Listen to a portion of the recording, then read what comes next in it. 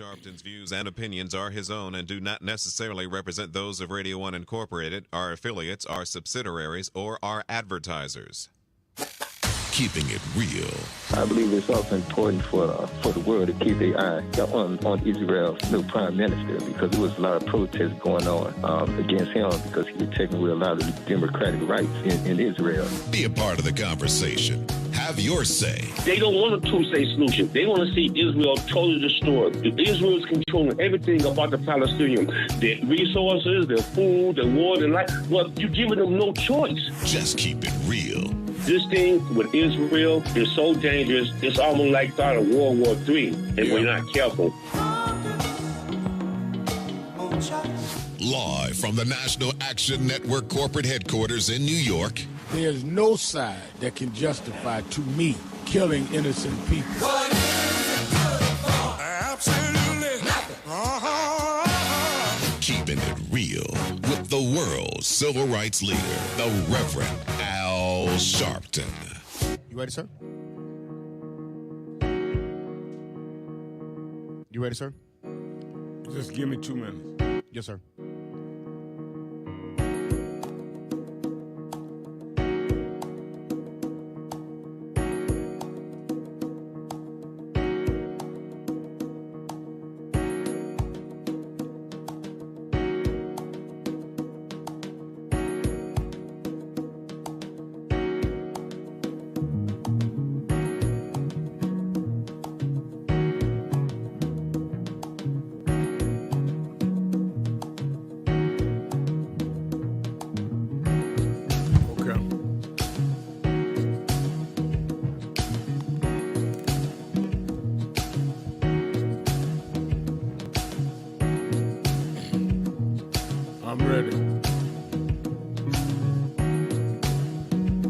We ready. Dallas. All right, you're live, sir. It's Wednesday, February the 5th. Do you know what time it is? It's Al Sharpton's time. And for the next 3 hours, it's time to put aside all pretenses, deception, denial, or fronting. The time has come to keep it real on Keeping It Real with Reverend Al Sharpton. A very good afternoon to you all across the country. And good morning to our West Coast listeners. Welcome to those listening on Sirius XM, Channel 126, The Urban View, where talk empowers and becomes action. Well, I'm coming to you live from our National Action Network corporate headquarters in New York, and we are live on stations all over the country and Sirius XM 126 and live streaming on www.nationalactionnetwork.net. You can watch and you can send text messages to me while I'm doing the show. I'm looking at you right now through www.nationalactionnetwork.net or our NAN YouTube channel. You can go to NAN, N-A-N, YouTube, and watch it live on live stream. Now, a whole lot to talk about today, this 5th day of Black History Month, 2025. Donald Trump, President of the United States. Let's start there. He said on yesterday that maybe the United States ought to just take over Gaza. Just take it over. Take the land and give them some other land. He would build it and make it, and I'm quoting, the Riviera of the Middle East. Now, there's several things that comes into that, from occupation to colonialism to eradicating a nation. Many of us for years have supported a two-state solution there. This would eradicate that. And saying it with the most autocratic, capitalistic dream, and we will make it the Riviera of the Middle East, place where people born, raised their children, have been have been subjected to poverty, dire straits. You're gonna remove them from the land of their lineage, so you can make a Riviera. And some of you listening that fought Biden and Harris, I've not heard what time the march is. So I missed it. Please, call me online, 1-877-532-5797, or text me at nationalactionnetwork.net, because I know y'all are getting ready to go march and campuses and all that y'all did to Kamala Harris. And I know y'all going to have it in Dearborn, Michigan, who voted for Trump and helped deliver Michigan to Trump. Now, I did not agree with all of Biden's positions, but Biden never said, let's displace the Palestinians, put them somewhere else, and let's make a Riviera of the Middle East under U.S. control. Now, a lot of people in the Arab world, heads of Saudi Arabia, everybody took issue with this. But I started to say, I hate to say I told you so, but I don't hate to say it. I told y'all that Trump was more anti-Palestine, anti-two-state solution. I told y'all that during the whole campaign. And when I said I agree with the Palestinian state, I recounted how I met with Yasser Arafat over in Gaza. But people, no, Kamala did that. And I keep raising the issue. I was in a meeting with some folks here today. I never understood how there was never any protest from the Palestinian supporters, including me, against Donald Trump. They were all disrupting Biden and Kamala. And I kept saying, I know a lot of them sincere, but I said, are y'all being manipulated and secret hand financed, don't know where it's coming from Trump supporters? Well, look at where we are now. That is absolutely startling. Even the suggestion, some people try to say, well, he was just kidding. Really?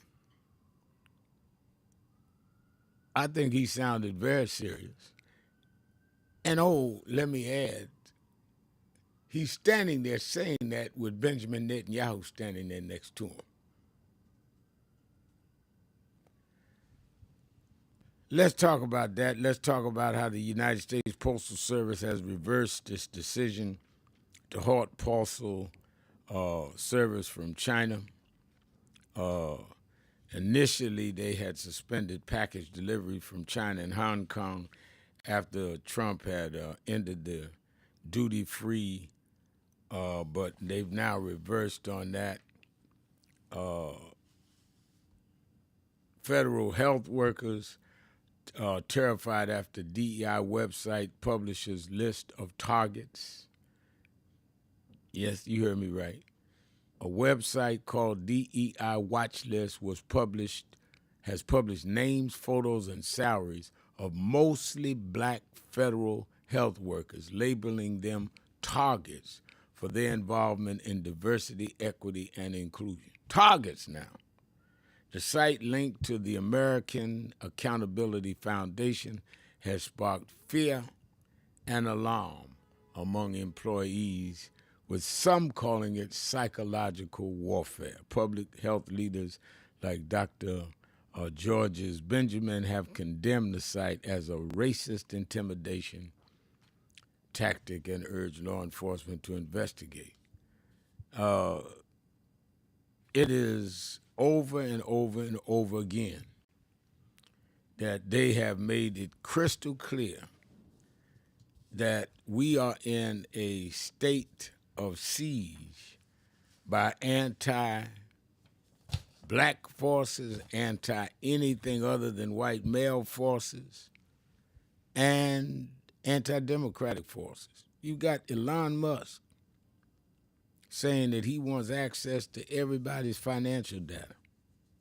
This man ain't been elected to nothing, not even ran for anything. It goes in and closes U.S. aid. This is, I've been in the movement, civil rights movement, since I was 12 years old in the North. And I studied and continue to study great leaders in civil rights before me, trying to learn what they did, how they did, from Frederick Douglass all the way through A. Philip Randolph to Adam Clayton Powell to Dr. King to my mentor Jesse Jackson, John Lewis. But nobody I can read prepared us for this, where you have a president who is committed to bias and to autocracy, and a billionaire who's got an office in the White House and helping to direct federal, national, and international policy. And I know y'all gonna call me and say that that's why I said we should vote to keep him out.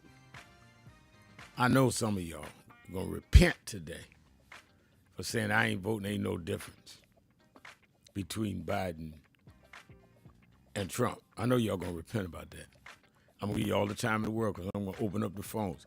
In fact, look at my watch. Trump only been in office 2 weeks and 2 days and done all of this. Where are we gonna be in 2 months? Let's take a break. Take your calls and your posts.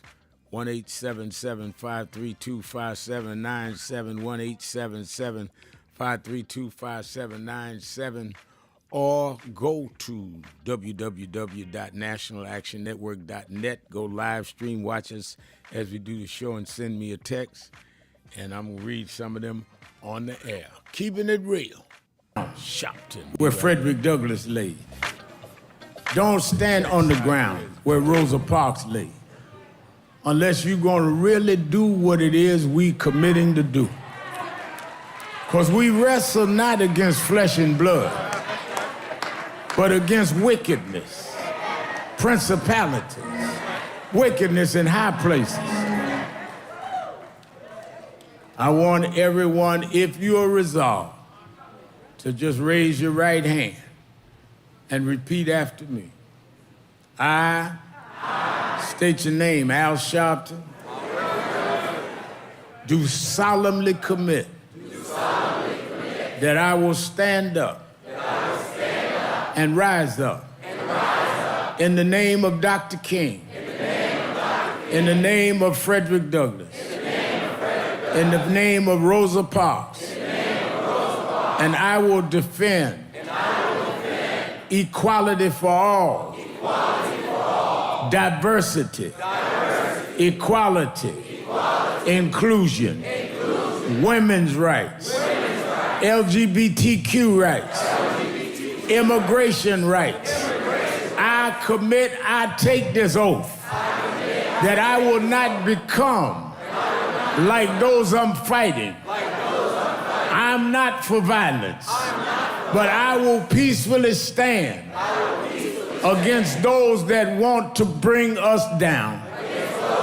I commit this in the house of God, on this sacred ground, So help me God. So help me God. Congratulate yourself.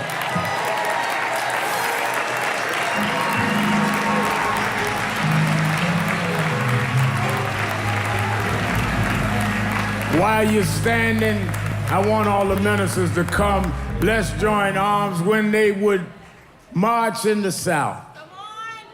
I used to think it was a little too moderate for me.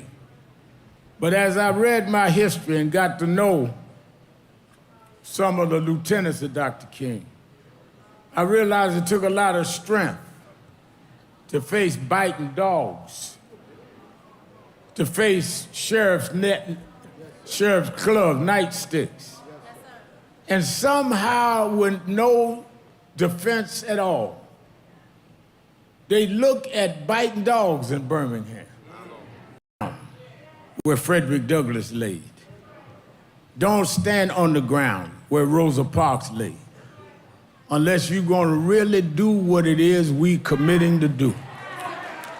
Because we wrestle not against flesh and blood, but against wickedness, principalities, wickedness in high places. I want everyone, if you're resolved, to just raise your right hand and repeat after me. I state your name, Al Sharpton, do solemnly commit that I will stand up and rise up in the name of Dr. King, in the name of Frederick Douglass, in the name of Rosa Parks, and I will defend equality for all, diversity, equality, inclusion, women's rights, LGBTQ rights, immigration rights.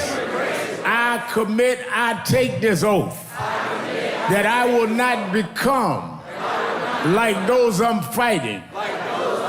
I'm not for violence, but I will peacefully stand against those that want to bring us down. I commit this in the house of God, on this sacred ground. So help me God. Congratulate yourself.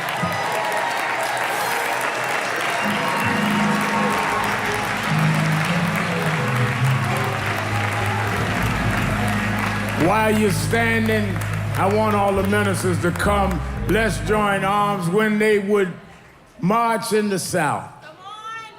I used to think it was a little too moderate for me. But as I read my history and got to know some of the lieutenants of Dr. King, I realized it took a lot of strength to face biting dogs, to face sheriff's club nightsticks, and somehow with no defense at all, they look at biting dogs in Birmingham, where Frederick Douglass laid. Don't stand on the ground where Rosa Parks lay, unless you're gonna really do what it is we committing to do. Because we wrestle not against flesh and blood, but against wickedness, principalities, wickedness in high places. I want everyone, if you're resolved, to just raise your right hand and repeat after me. I state your name, Al Sharpton,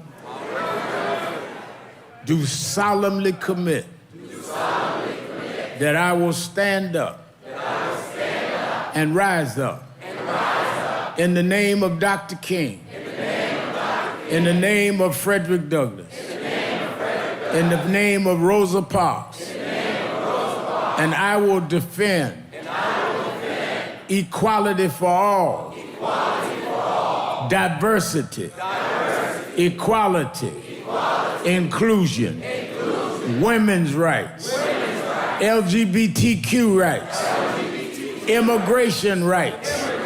I commit, I take this oath that I will not become like those I'm fighting. I'm not for violence, but I will peacefully stand against those that want to bring us down. I commit this in the house of God, on this sacred ground. So help me God. Congratulate yourself.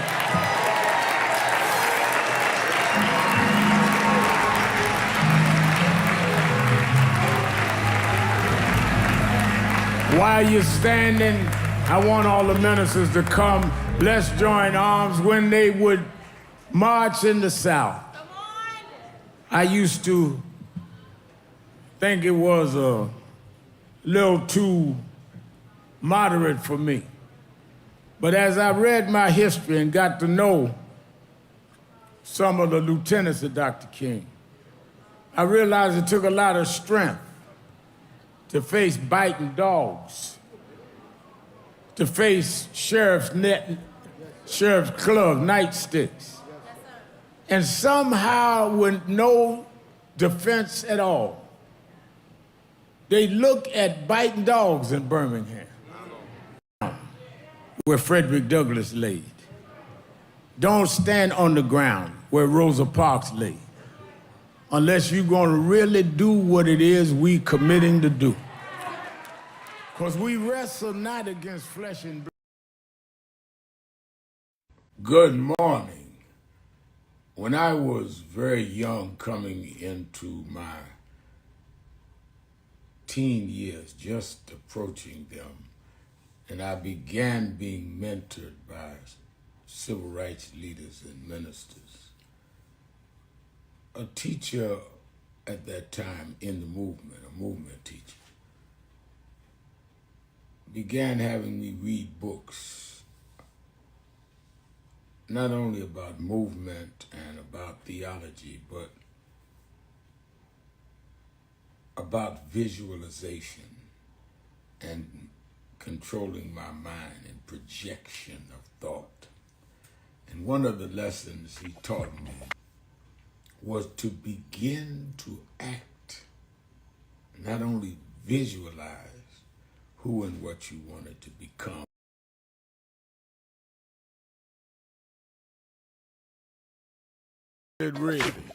I'm your host, Reverend Al Sharpton, and we're back 1-877-532-5797,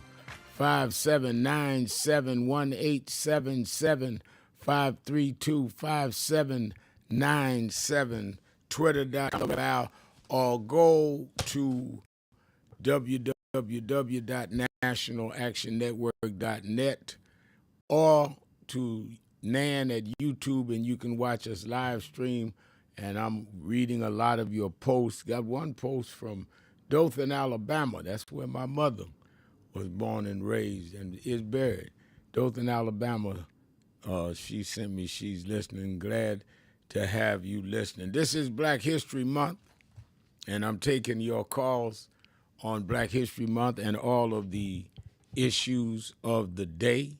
One of the things we're dealing with in Black history is preserving of the Civil Rights Act of 64 and Voting Rights Act of 65. Both are at jeopardy. The 64 Civil Rights Act outlawed segregation in public places, schools, and workplaces, ensuring equal access regardless of race, color, religion, sex, or national origin. It empowered the federal government to enforce desegregation laws. And that was prompted by the Montgomery bus boycott, as well as sit-ins of students in SNCC on the sit-in movement and other matters. And then the law banning literacy tests and other racist tactics used to suppress black voters, ensuring federal oversight in states with histories of discrimination is what led to the 65 Voting Rights Act. And the 65 Voting Rights Act now is the meat has been taken out by this Supreme Court, whose nomination, the majority of them, all of who voted taking out sections of the Voting Rights Act, was by guess who? Donald Trump, who some of y'all said wasn't going to make a difference. Let me say by way of announcements, don't forget that on every Saturday and every Sunday, including Super Bowl weekend, watch Politics Nation with Al Sharpton live at 5 p.m. Eastern Time every Saturday and Sunday. And I want you to be with us. I'm working already, getting the right names, right people there, that we will not waste your time. So make sure you tune in and watch us every Saturday and Sunday on MSNBC, 5 p.m. Eastern Time on MSNBC. And then, of course, you that are in the New York region, the Connecticut, New Jersey, New York, meet me in Harlem at the Saturday Action Rally at the House of Justice, 145th Street and Lenox Avenue in the village of Harlem. Every Saturday morning I'm there, 9 a.m. to 11 a.m., and you that are not in New York can watch it live on Impact Television or on nationalactionnetwork.net or NAN on YouTube. So you got 3 ways of watching it. Let me also say that tomorrow we will be in Los Angeles for the National Action Network Memorial Rally for those that died in Altadena, California in the wildfires. A lot of attention has been given. Now the airplane crashes, understandably, have been taking all the oxygen in the media, and understandably, and I'm certainly in total sympathy with the families affected there. But I don't want us to forget the families in California. A lot said about the Palisades and other parts, but what about Eaton and Altadena, where a lot of blacks had built their homes? Well, 4 of the families, black families in Altadena, had reached out to us, and I'm going to be there. In fact, I'm leaving tonight after I get off this broadcast to be there in the morning to conduct a memorial service for 3 of the families in Altadena that lost their loved one. Come out if you're in the West Coast. We'll be at 11 a.m. sharp. We're starting the services. 10:30 is the gathering time. 10:30 a.m. and it will be at First AME Church, 1700 North Raymond Avenue in Pasadena, where Reverend Dr. Larry Campbell is pastor. I'll be there. Ben Crump will be there. Family members will be there. Let's show them love and support and demand that those that could have done more would have done more. We need to stand with them.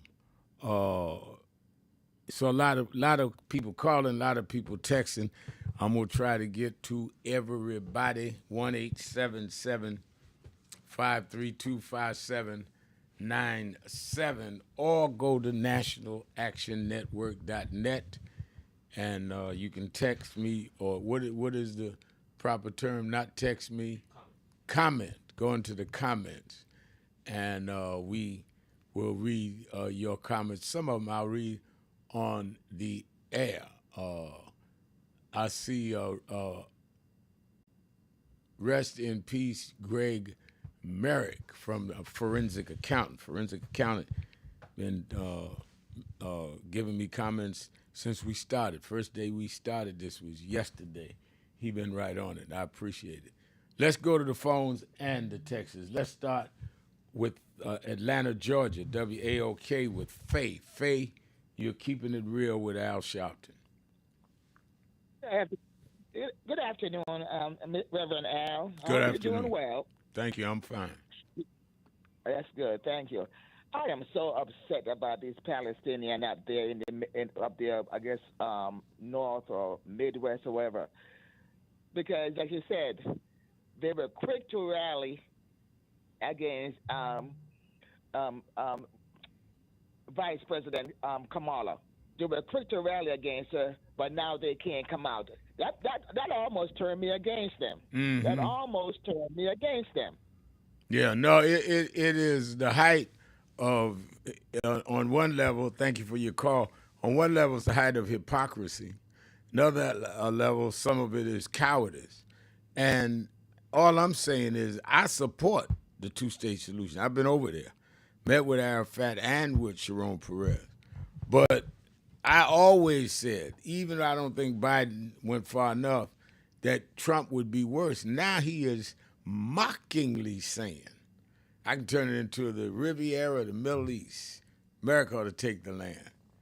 I mean, just outright amazing. Ray in Cincinnati, the buzz. Ray, you're keeping it real with Al Sharpton. Yes, sir. My man, Rev. Rev, I'm going to say a few things. And if you got any comments afterwards, that's fine. If you don't, that's fine too. But I'm going to throw something out there. You remember under Trump's term, towards the end of his term, he wanted to, and I forgot the guy's name, he wanted to, this is after Bill Barr left, nominate and put in charge another attorney general. But then there were a bunch of lawyers that said, if you hire this clown, we all are going to walk. You remember that? And then he folded. Trump folded. Oh, yeah, I vaguely remember that. I'm trying to recall the guy's name. Yeah, but you remember the situation, though, right? Yes, I do. Yeah, and so I'm saying at some point, these companies, these federal agencies, they got to go bold and say, hey, if you're going to come after a lot of these federal agencies to get at certain people that worked on the January 6th, and then you're going to have to come to everybody because we all will walk. No, he's trying to come after the pilots. And okay, if talking about DEI, if you come after a couple pilots, we're going to shut down the airport. None of us will fly. And I'm saying at some point, a lot of these federal agencies, because you remember even when Biden was president, a lot of these companies, a lot of these unions, they went bold and they went on strike. And every company under Joe Biden folded and gave the employees what they wanted, right?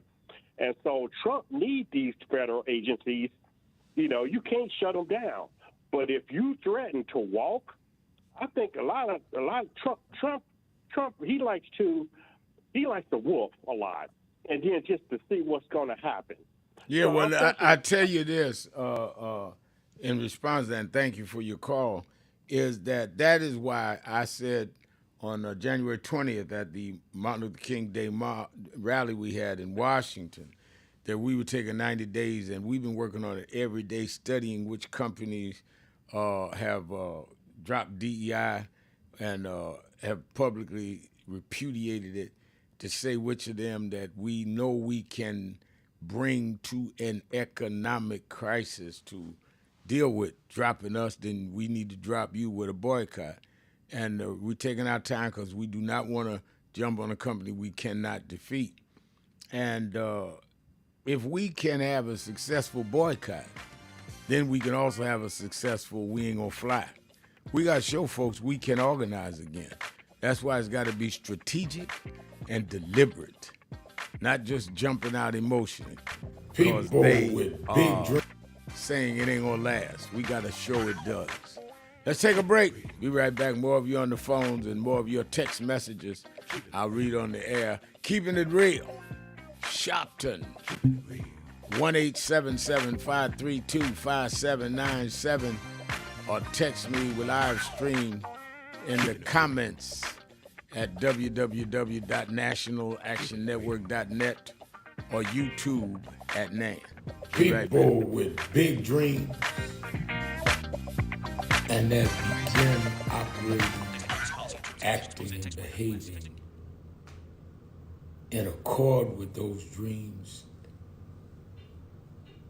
by clothing themselves in their every word out of their mouth and every thought they allow to lay and rest in their brain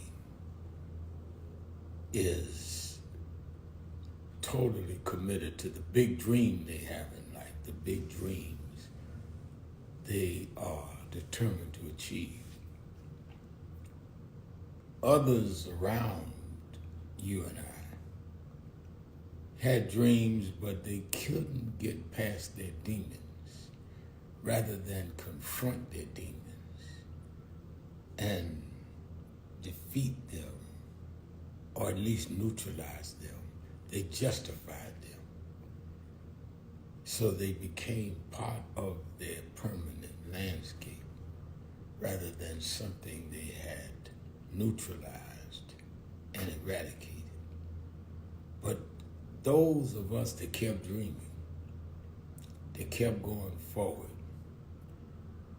despite being mocked and criticized, even in our small family circles and friend circles, all that's a test to dream past them mocking you. Who you think you are? Why are you acting like that? You're not so-and-so. Yes, but I'm gonna be. That's how you have to behave. And you may think it's rehearsal. I just think it's the performance backstage before I go center stage. So I'm behaving this way because that's who I'm going to be when the world sees me center stage.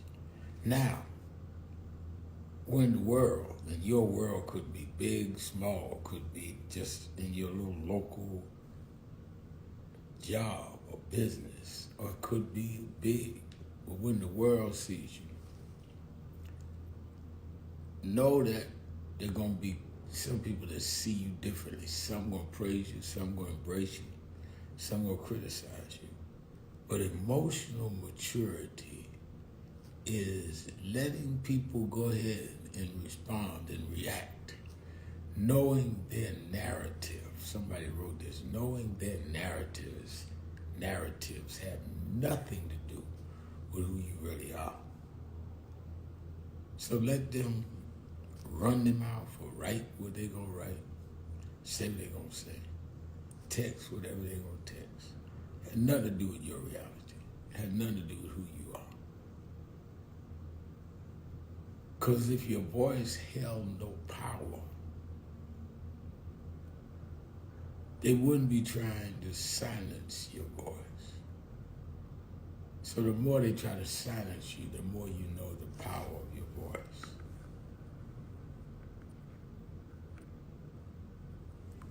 And the more you move forward anyhow.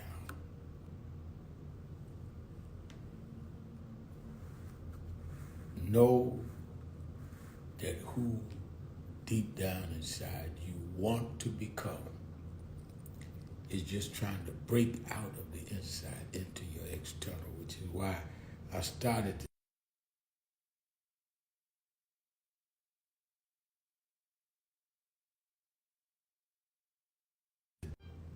saying, I started this morning thought saying to be very, very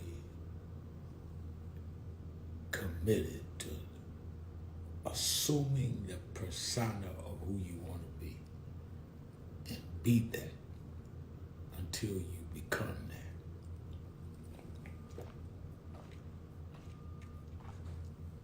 that.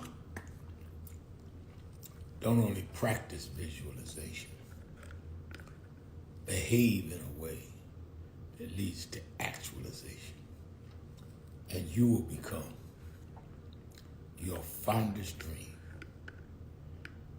and others will continue to embrace their prolonged nightmares.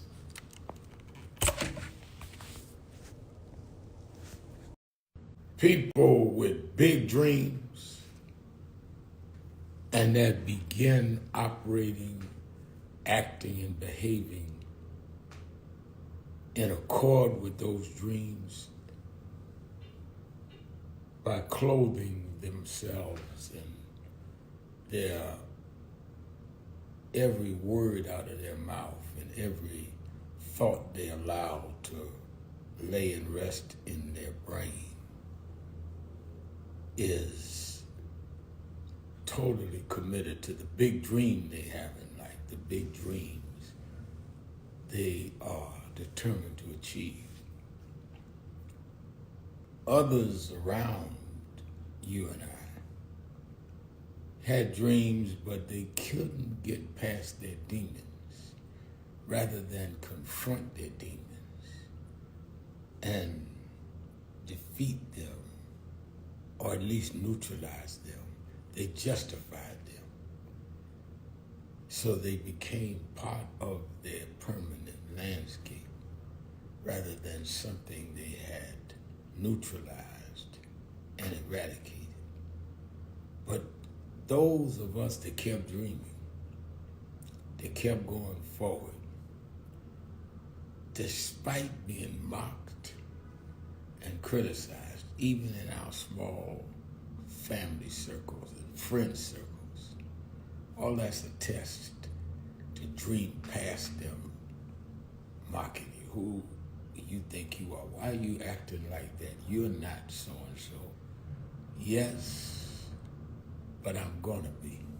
That's how you have to behave. And you may think it's rehearsal. I just think it's the performance backstage before I go center stage. So I'm behaving this way because that's who I'm gonna be.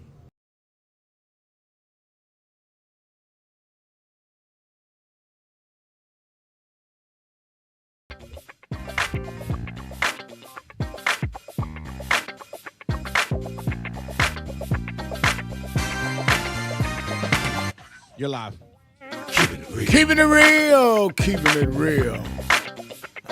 I'm your host, Reverend Al Sharpton, 1-877-532-5797.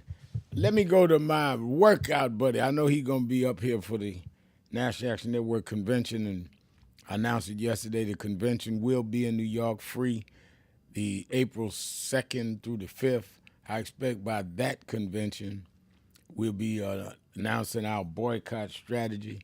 Start making your plans to get to New York. Now everybody is going to be there. You know we always get the best and the brightest, cover every workshop from politics to economic development to business, as well as youth development, education, of course, police reform and criminal justice reform. You can go online to nationalactionnetwork.net now, at www.nationalactionnetwork.net now, and register for the convention and start making your way to be here, because we coming out of there with a clear strategy. We targeting some company. Our commission will make that report there. Let's go to the phones. My workout buddy is on. From Detroit, the extraordinary labor organizer, Percy. Percy, you're keeping it real with Al Sharpton. Brother Al, can you hear me? I hear you well, yes. Okay, I got to keep it tuned. I'm in the hospital. My wife's condition, man. I'm looking, I'm hoping, and I don't know, man. I might be a little delayed in getting there. Like I want to be there this year for your convention. You know, it depends on what's going on with her situation. Oh yeah, I understand that definitely. And that's gonna be the only thing that stop me from being there, though, baby. But look, I'm gonna be doing all I can. With making phone calls and being involved. Otherwise, you know, participating with the local stuff that I can do. You know, in the meantime, man. But you know, Ramel, the conversations has got to start shifting to really what we facing here. And I'm, you know, to call in and now talk about Democrats, and for us to get these Republicans a pass on here it is, they have the three powers of government, and they aren't doing anything to stop what this man is doing in D.C. And I really don't hear the conversation from our media like we should, mainstream media, really pointing out on how they are just sitting back, letting this man do the things that he's doing, stripping us of our human rights. Yeah. They're not saying one word. They're not doing anything. And people want to sit up and talk about, well, what are the Democrats? The Democrats are in the minority. They do not have the power to block any of this. The Republicans do. The Republicans are sitting in the Senate position, and they're letting everybody this man is appointing, they're pushing through. And the mainstream media want to get on. I'm surprised about this Collins voter. I'm not surprised about the way she voted. No, that's right. I'm not surprised. And that needs to be talked out more, Reverend Mayor. Those, they, and we, what we doing, I mean, that boycott, what you doing is so key to really show the value of our dollar. If you take care of us, this is how well a company will do. So I'm curious, and I would like to hear some report on how well Costco is going to start doing now that we are invested in Costco's now, compared to how well the other places that we're going to pick, how bad they're going to start doing. That kind of information needs to go back and forth also. And then we need to really start talking about how the Democrats, I mean, are we really are telling the truth when something is going on? These Republicans, man, they lying to you. And they, and that conversation needs to be pointed out more and more, that our elected leadership has got to be held accountable for when they're lying to the American public and they're doing something else. No, I love it. You're right. And see, I think that a lot of them, Percy, don't want to take the flack. They don't want to be attacked. And my thing is, if you don't want to take a blow, don't get in the fight and throw a blow.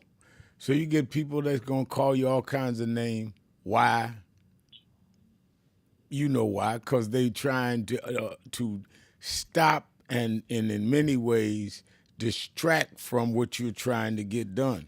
And we just got to fight. I mean, we have no choice. I don't care what they say. They done threw everything at me but the kitchen sink, and sometime that I'm going to still stay out here because I'm fighting for me and my family. Yeah, I mean, so what he's talking about doing in Gaza, this is what his son said he was going to do before he won the election. Exactly right. And nobody's pointing that out. They're not bringing that back up. So, in these Palestinians and this country and Billboard, yes, they were used. We knew they were being used. We knew good and well that they were being used to stir up, and I wouldn't be surprised if Netanyahu and all of them were investing and supporting that campaign of how they were out at all these rallies and at the Kamala Harris rallies and the Democrat rallies, protesting Democrats and not being at the Republicans rallies.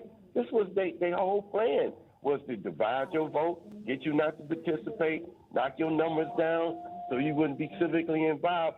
We got to understand as a people how important that our civic participation must pick up.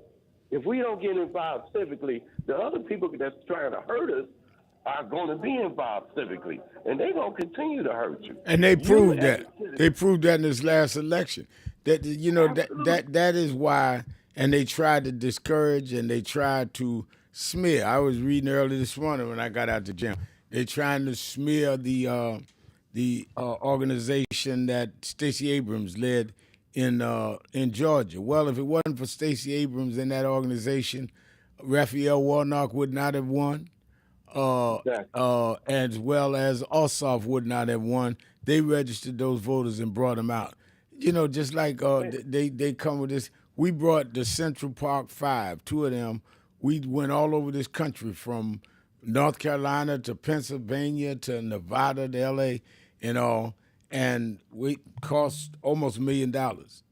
Harris campaign supported many of the civil groups, including us, a couple $100,000. They act like, oh, she paid shop. They didn't give me a dime. They helped pay for the expenses of a voter thing. But they know that we are so accustomed to distrusting each other. They can throw a lie out there about anything, and we'll believe the lie more than we will say, but what about my interests? And we've seen this historically. They did to Dr. King. Oh, Dr. King this, Dr. King that, till he died. We have got to look at what they are doing to us. Stop all these rumors on each other. They are taking away our voting rights. Not may take it away. They voted that out, Section 2 in the Voting Rights Act from the court. They are closing places of government right now. Elon Musk went in there and closed aid. I mean, right now, I'm not talking about what they're going to do. And you somewhere worried about some foolishness. I mean, it's ridiculous. I can't believe they can trick us like that. But Percy, we playing. Let me say one more thing. Go ahead. Yeah. So the civic. Wait a minute. Let me take the break. I'll bring you back after the break. Keeping it real. Sharpton. Be right back. Keeping it real.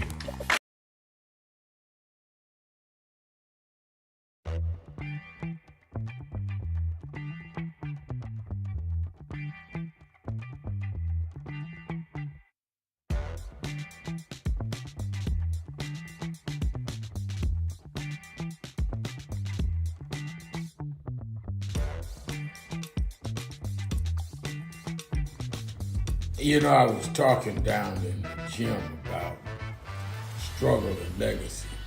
And it occurred to me when I got back upstairs and was going through some of my work folder for the day, getting ready for my first appointments, that everybody's not concerned about legacy.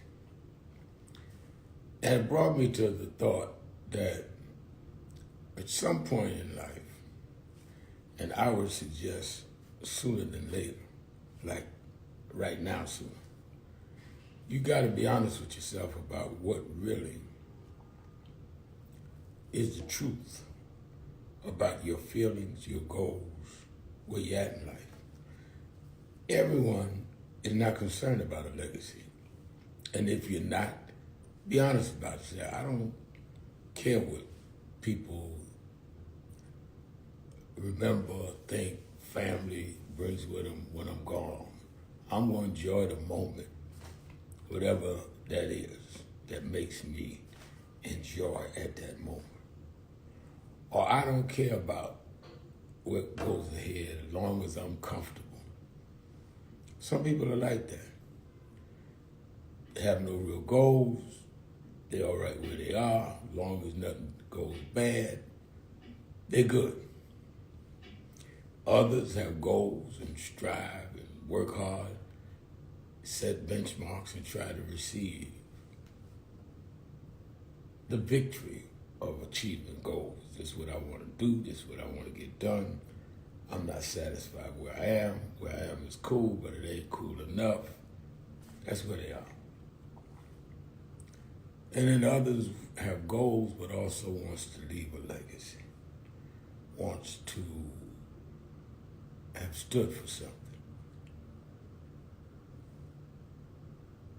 There's nothing wrong with any of those.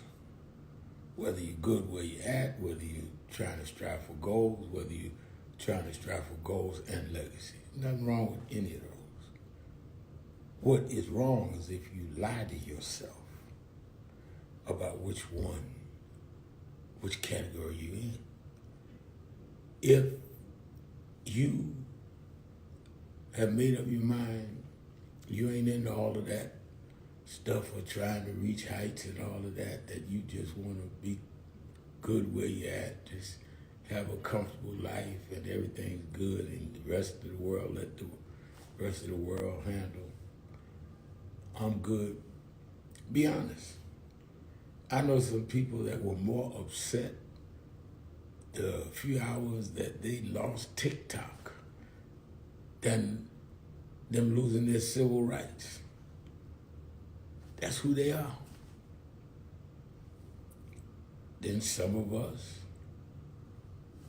had goals. I want to do this by age 40. I want to do this by age 60. On and on. Then others say, I want to do this by 40, this by age 60, but I want to leave this for whenever I pass on. be honest. One of the things that I have really been clear with myself about is that whatever stage I was at in life, I was honest with myself. I did this for this. That may change with time. But be straight up about yourself.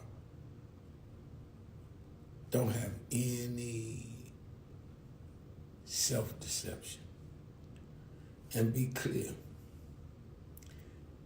And one of the things that I was clear about is if I had to dim myself for whatever I was after, whatever stage I was at, if I had to dim myself to fit in with others, that was a price too high to pay. I'm not going to pay that price. Whatever I've decided at whatever stage in my life that this is the stage I'm at and this is what I'm going to do, I'm not going to dim that just to fit in with a certain crowd or certain people. I'm not going to do that. I'd rather walk away from people or even individuals than walk away from myself. You can always get replacements for people. You can never replace yourself. So be clear and honest with yourself, about yourself, at every stage of your life. What's the writer said? To thine own self be true. That's real. Do that. Be that. Because at the end of the day, I don't care what delusions you may have, you are never going to be anyone other than you. So that's who you need to work on. That's who you need to shape and mold. And that's who you need to be honest with about what do we really want to do and where are we with that. And do that. Everybody says, do you, but be sure you know what that means. What is doing you mean?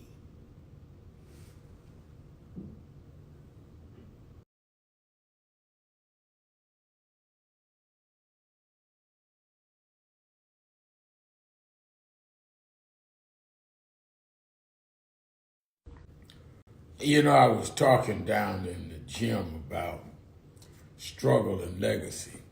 And it occurred to me when I got back upstairs and was going through some of my work folder for the day, getting ready for my first appointments, that everybody's not concerned about legacy.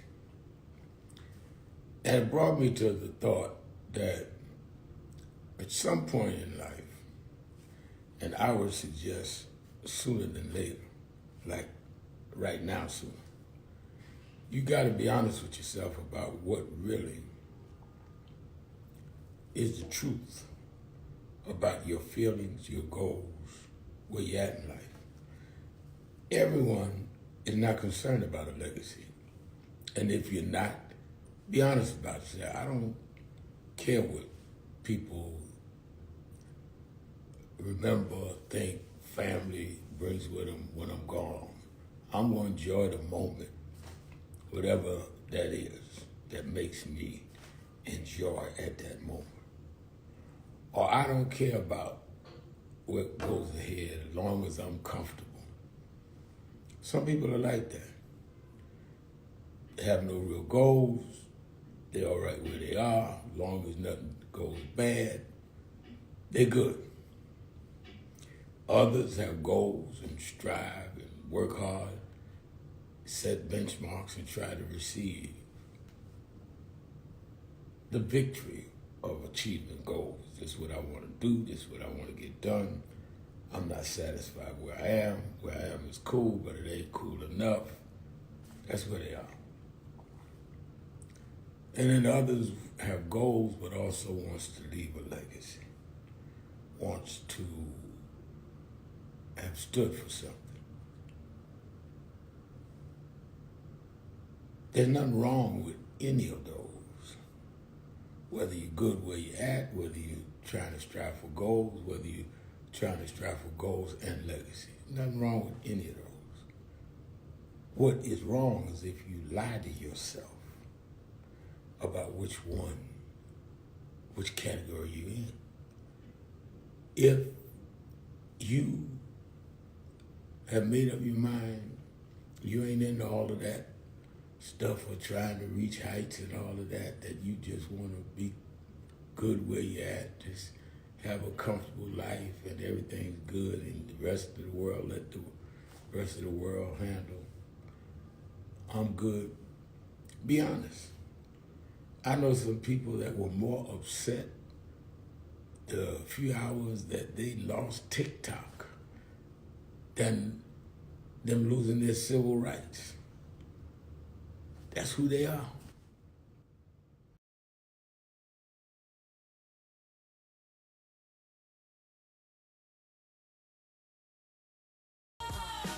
Keeping it real. And now, America's #1 civil rights leader, the Reverend Al Sharpton. You're live, sir. Keeping it real. Keeping it real. I am your host, Reverend Al Sharpton.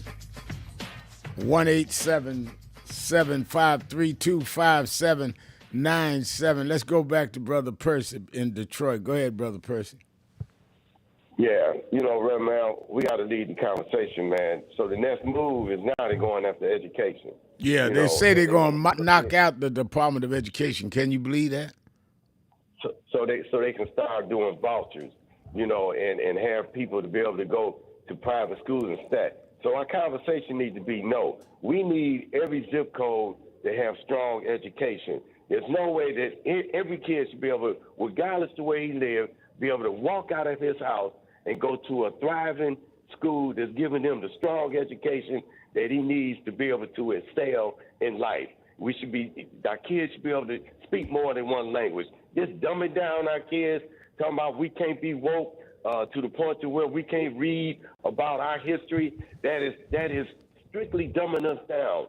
We must demand that, and we need to start getting ready for these census to bring in revenue. That's going to bring money in to make sure that all the communities are having strong funding and our schools, right, Mel? Our schools need to be strong in every zip code.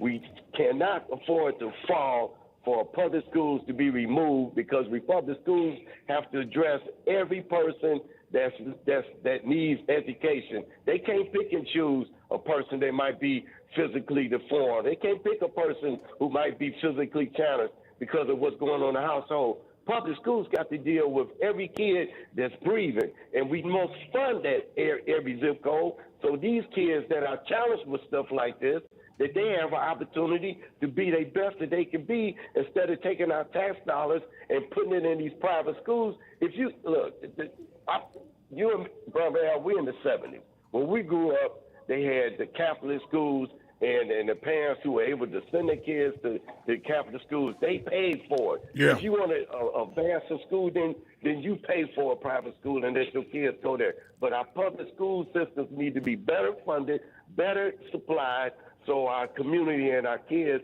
can be well educated, so they can be their best. And thank you for your call. We're praying for your wife. Let me address that. I'm going to some. I see people online. Darlene saying, "I'm just trying to understand how many black children are failing in public school." Well, Darlene, we won't know if they get rid of the Department of Education. They do. I know when Arnie Duncan, who was Secretary of Education under Obama, I think I'm going to have him on the TV show this week so he can break it down. They would calculate that and say, why are black students failing at these numbers and other students are not failing at the same numbers? If you don't have a balance in public schools, people will not have, first of all, people can't afford to go to private schools, and charter schools cannot absorb everybody. And if they tell you, well, the state can do that, then that is nothing but public schools all over again. So why are we fooling each other on that? Let's go to Mustafa in Cincinnati, Ohio, the Buzz. Mustafa. Good afternoon, Reverend Al. Good afternoon. Yeah, man. As I'm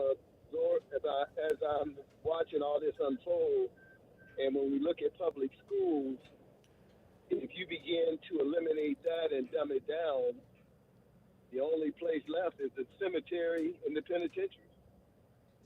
Right. You know, that's what we'll be products for, because we won't be able to compete, and we'll be at such a low level educationally. You know, what jobs, what skills are we gonna have? Some of us will get through, but the majority will be left in the balance. The majority of us will be left in the balance. And I mean, I can't even believe, Mustafa, that they're talking about we are trying as hard as we can to deal with the fact that you're now in a world with advanced technology.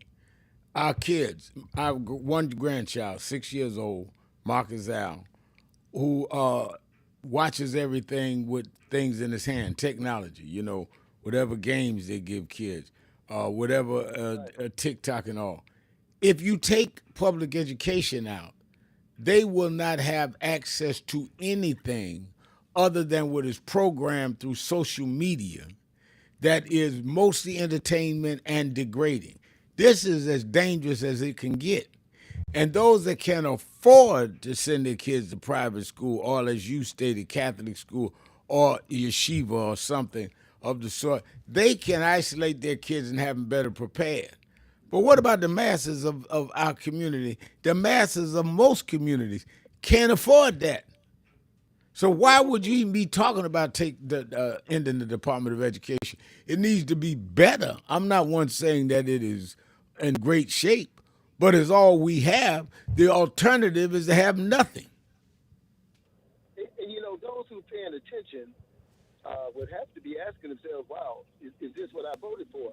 And you know, lastly, I expect a response from Palestinians and those in the Middle East in reference to what he had on his mind all along about displacing roughly 2 million people and tossing everybody out of Gaza. Well, So thank you for your call as always. Let me go to the activist extraordinaire in Chicago, Sister Pam. Pam, you're keeping it real with Al Sharpton.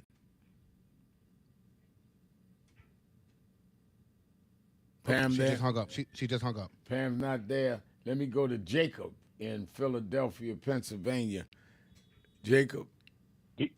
Peace be unto you, Reverend Al, man. Just letting you know here in Philly, ain't no stopping us now. Look, you know you was talking before you went to break. Our problem is we've been letting the devil drive our car. You know, it's a gospel song that say, don't let the devil drive, right? Right. And I'm talking about American people, whatever color you are, the ones that voted Trump and his stormtroopers to in the position where they can take charge, right? I'll say this, Reverend Al, they might have won one of the battles, right? But we the people gonna make sure that they don't win the war, right? Yep. Now I want to ask you a question. The rule of law, right? We got to keep fighting this battle, but the rule of law, and I'm going to ask you a question. What does it mean to white, racist, dictator-minded people like Musk, Trump, and his ilk, right? And then what does the rule of law mean to people who gave their lives for this republic, for this democracy, freedom? And Black History Month here, we know our people was in the vanguard on all that, right? So that's why we got to keep this battle running. But they showing us that, first of all, I know this, Rev, now, nothing from nothing is going to leave nothing. And these people that we just, or these people elected into leadership, they know they don't have anything for we the people, but they show us, I got everything for the 1% of us. Right? Yeah. Now, if we don't wake up behind this, Rev, now, what is it going to take? But I believe we're not going to lose the battle. But too many people been dumbed down, as I've been hearing. And we gonna protect the children. But this thing here we talking about, this grown people here, we ain't got to worry about the Board of Education and the education. I'm talking about the education of what's supposed to be the grown people, right? Us. The ones, again, that for some reason, well, God is God and his will going to be done, but he's showing us what we got to do. We going to do it, right, Reverend? Now, I mean, it ain't no... Oh, ain't no doubt in my mind. failure. Let me tell you, there's no doubt in my mind, Jacob. Thank you for your call. I don't know when or how the victory will come, but this too will pass. Now, whether I'm here, you're here, or not, this too will pass. Right will overpower wrong. Let me be real clear. And I just want to be on the record that we were on the right side and that we did what we supposed to do. I think we got Pam. Pam?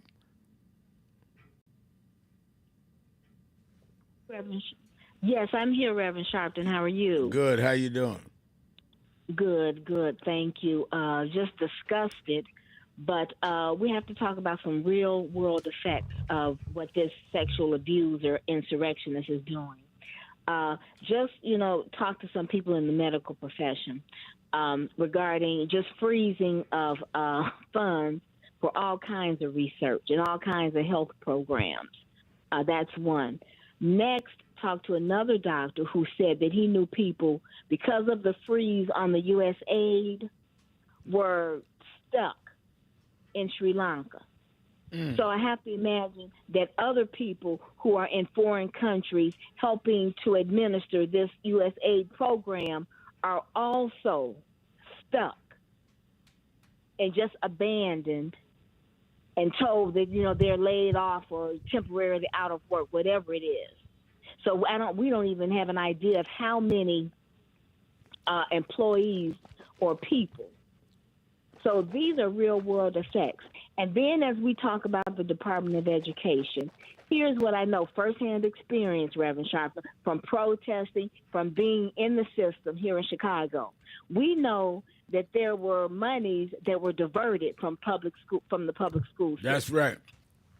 Right. We know that there were resources that were denied public school systems. Here in Chicago, Hold 1 minute. I want you to hold on 1 minute. Sure. And we're going to take a break, and we will be right back. More of you on the phones and more of you that are texting me on nationalactionnetwork.net or YouTube Nan. Somebody want to know what I was just sipping. I was taking some people crazy. I was taking some for my throat. Listerine. It keeps your throat lubricated before you get out there with some rumors that I was drinking the holy oil or something. Let's take a break. Be right back. Keep it in real. Sharpton right after this. Keep it real.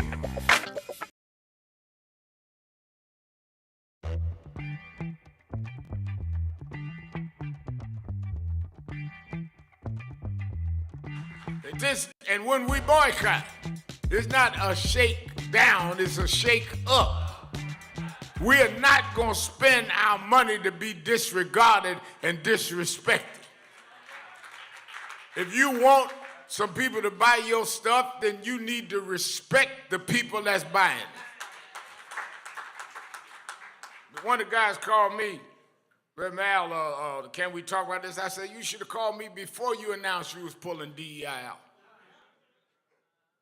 But Trump done wolf-ticketed you. And you forgot your sales don't come from Trump. How you gonna stay in business in our community with Trump? So you've just been trumped.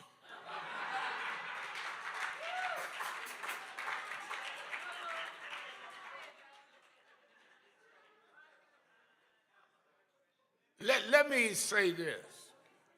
I was listening carefully to our inspirational speaker, Sister Fagans, and she said something that triggered something in my mind, changed my whole way I want to go today. When she said that part of the scripture that we now have a king that knew not Joseph. What we need to acknowledge and understand on the beginning of Black History Day is that we are now in a nation that has a president and a cabinet that do not know the principles that brought us to where we are. What they know and call to be right, we know to be wrong. One of the things for you Bible readers, one of the things that you see that kings always do is try to reinterpret right and wrong. So they make up look down and down look up. Well, I'll give you an example. We faced a tragedy this week. Plane crash in Washington, D.C. Black Hawk helicopter collides with a regional plane. A lot of us that travel out there, I go in and out of Washington, D.C. 3-4 times a month. We have office in Washington. And I fly the regional plane. This crash sent tremors to everybody. The President of the United States, Donald Trump, immediately with no evidence, gets on the television and tells everybody that the crash was a result of DEI. First of all, they had not even gotten the bodies out of the Potomac. They had not even got the bodies out. Not even called the next of kin. And he's going to rush this into a DEI race issue or disabled issue. And then when somebody asks him, well, what evidence you have? He said, it's common sense.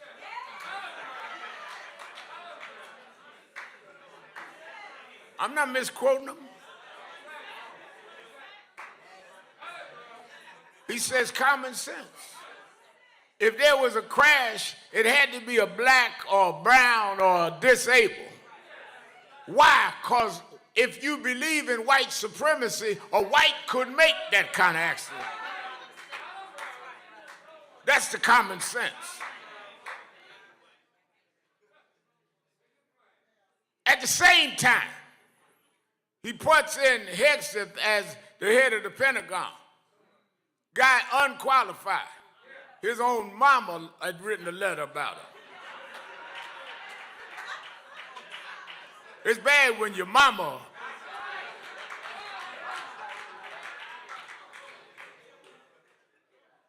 first thing he does is say we're not going to recognize and have events here around Black History Month, Martin Luther King Day,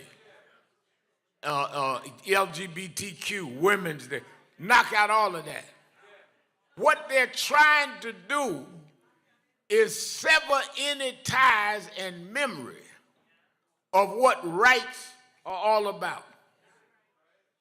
So we must, as we deal with Black History Month, we must understand that when DeSantis in Florida, down there, Kendrick got to deal with, when they are dealing with all of this Stop Black History, eliminate events for black holidays and other holidays, when they are trying to say it's common sense to blame us for natural disasters and try to align blacks with DEI.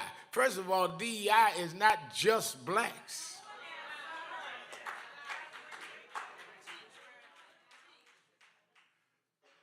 You would not need diversity if you had diversity all along. They act like we are imposing something on them or that we're forcing something on them. The fact of the matter, as Reverend Lasher, I'm going to make him a reverend today, as Lasher said, in the 70s, the sitting president and his daddy was found to be discriminating in housing that they owned in the city. 73, right? Now, 1973. Now, let me tell y'all something that you got to check since we Black History Month. Who was president in 73? Richard Nixon, a Republican. If a Republican Justice Department said that the Trumps were discriminatory, then why would you be surprised some 50 years later he says common sense to blame us on a plane crash? That's how he grew up. That's why it would be common sense for him to say if you grab 5 black and brown boys in Central Park and coerce them into a confession, bring back the death penalty. Because common sense just killed them. But they were exonerated, and they're not dead. One of them here this morning. Stand up, Carrie White.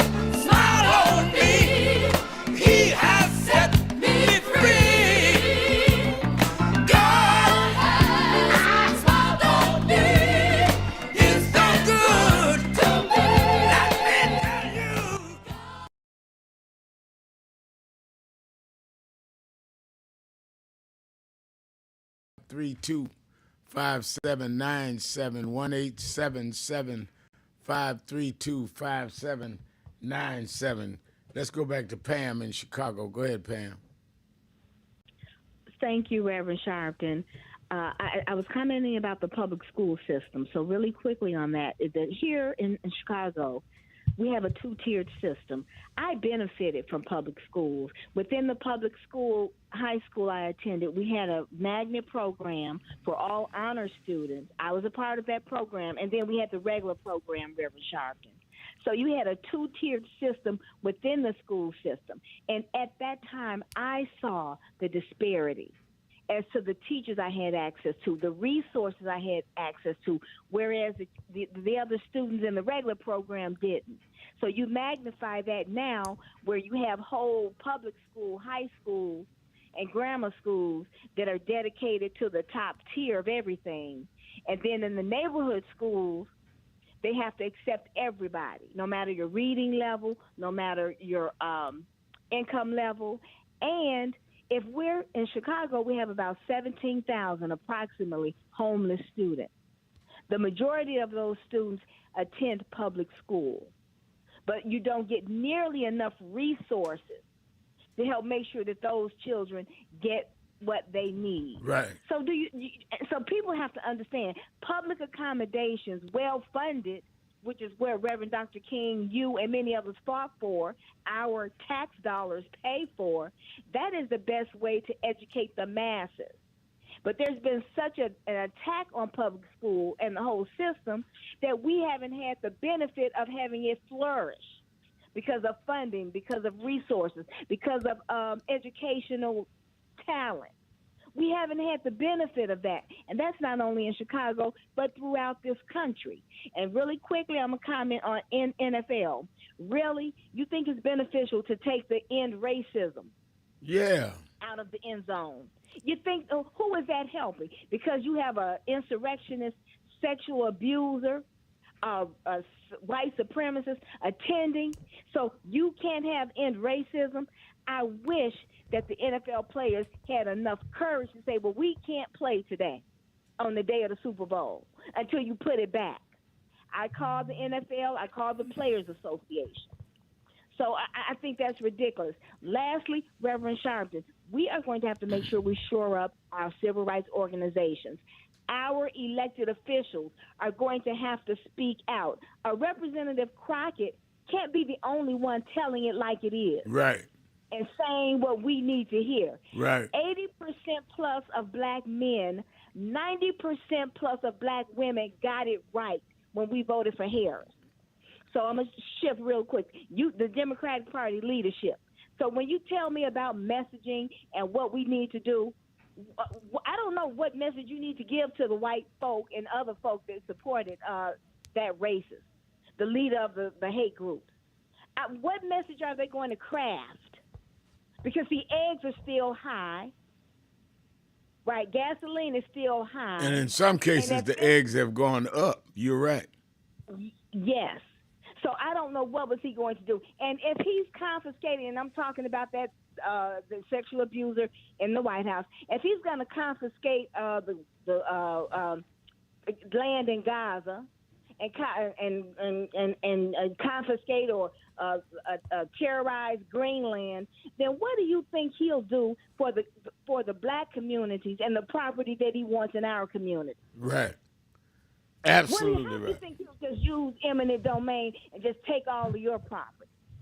I have no tolerance for people who supported that insurrection, and that means pastors, that means other elected officials, that means anybody, because this is really, truly a good versus evil, and it's clear for me. And if it's not clear for others, Reverend Sharpton, I'm not going to try to convince you. But I know we have 75 million plus people who voted for Harris. We need to galvanize in those numbers and bring those along who want to come, because I know some set it out. But we've got to do this. So give us whatever call to action you need, Reverend Sharpton, and we must support this boycott. Because for the black business people who are worried about their products, did Target or Walmart, did they consult with you about DEI? Did they bother to call you to the No, table? and you know, it's a great question because Walmart used to have a diversity, what do they call it, advisory council that Kathy Hughes, who owns Radio TV One, and I were on after we had confronted them. They never called. They just announced they're off. I'm going to see if they sure. Most of our conventions, they come to get tables at our convention. I'm going to see if they're there this year because we certainly going to announce some stuff this year. They may come just to see if who we going after, but it's a very good question. Let me thank you for your call. Thank you. Let me get a lot of comments. One brother, I wanted to call his name, but he's not up anymore. But he said he went to public schools in New York, and it helped him. Well, so did I. I never went to a private school, and I did all right. So Terrell Silver. I hear you, Terrell. You and I did the same thing. And I defend bettering public education. But to eliminate the Department of Education, to me, is absolutely we should oppose that. But that's what Trump is saying. Let's go to RT in St. Louis, Missouri. RT? Yes, sir. Thanks for taking my call, Reverend Sharpton. Couple of comments about DEI. First thing is, I was thinking to myself, the God of the Bible is about diversity. You know, that's why we have humans, animals, and plants of different shapes and colors and sizes. the God of the Bible is about diversity. So how is it that Trump, here he is, he don't want to have anything to do with diversity. But moving on from that, I'll say this, that there has never been any laws written on a local, state, or federal level making it mandatory for corporations to adopt the policies in DEI. The only time it even came close to being made mandatory was when Obama signed an executive order in 2011 promoting DEI in the federal workplace. So DEI has always been optional for corporations to use, just like you mentioned Costco. So what Costco did was they took a look at DEI, they reviewed it, and they said, you know what? We're going to use the guidelines in this DEI program to make our company a more diverse workplace. It's always been optional for companies. And I'll end it with this. When Trump tried to connect DEI with the airplane crash, what Trump is really saying is that the only qualification that you have to be DEI is that you have to be a person who's disabled, a person of color, or a woman. You don't have to have any qualifications to be a DEI hire other than those three qualifications. But see, this is what Trump don't understand, Reverend Sharpton. I'll give you the example and I'll get off the air. Say, for instance, you have a company like Southwest Airlines. They're going to hire 10 employees, 10 pilots. So when they bring the last 20, they bring the final 20 applicants in to give them a final interview. Out of those 20 applicants, they all are well trained. They all have their pilot's license. So they're going to pick 10. They're going to pick 10 pilots out of those 20. So what happens is DEI says no. You cannot just select that's what DEI is. Pilots to be, that's right. Right. That's what DEI is. You hit it right on the head. Thank you for your call. Let's take a break. Coming to more of you on the phone and reading more of your comments right after this. Keep it in real. Sharpton. Be right back. Texting privacy policy and terms and conditions posted at textplan.us. Texting enrolls for recurring automated text marketing messages. Message and data rates may apply. Reply stop, opt out. Consult a doctor prior to...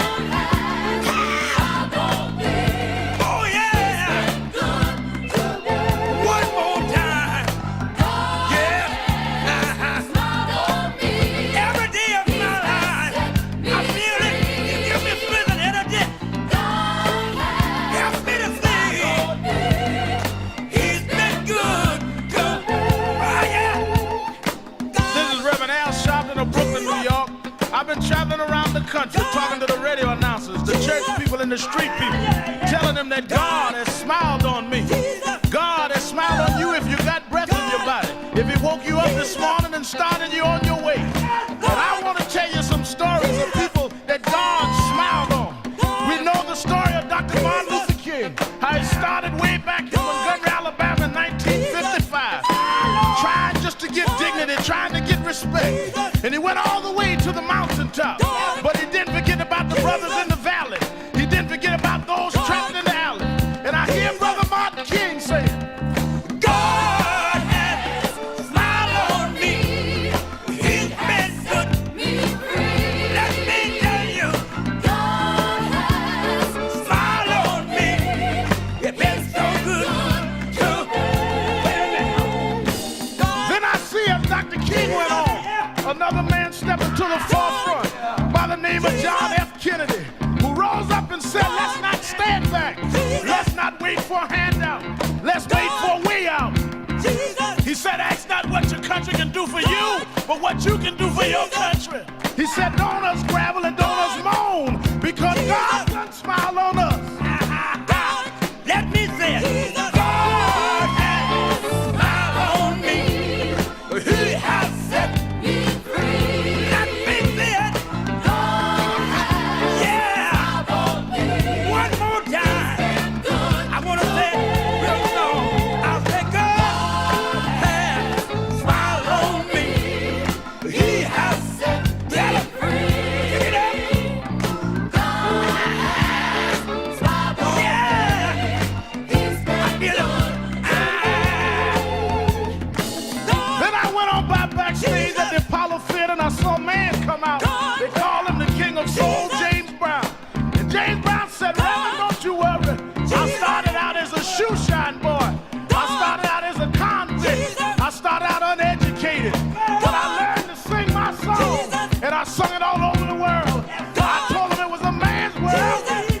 told him about the big payback. I told him Papa got a brand new bag. And all over the world, they can hear my voice. But Reverend, don't you frown. Don't you bow your head. Tell him what you told me, Brother Brown. God has smiled on me. He has set me free. Yeah. Oh, yeah. I want to scream, y'all. I want to scream, y'all. God has smiled on me. He has set me free.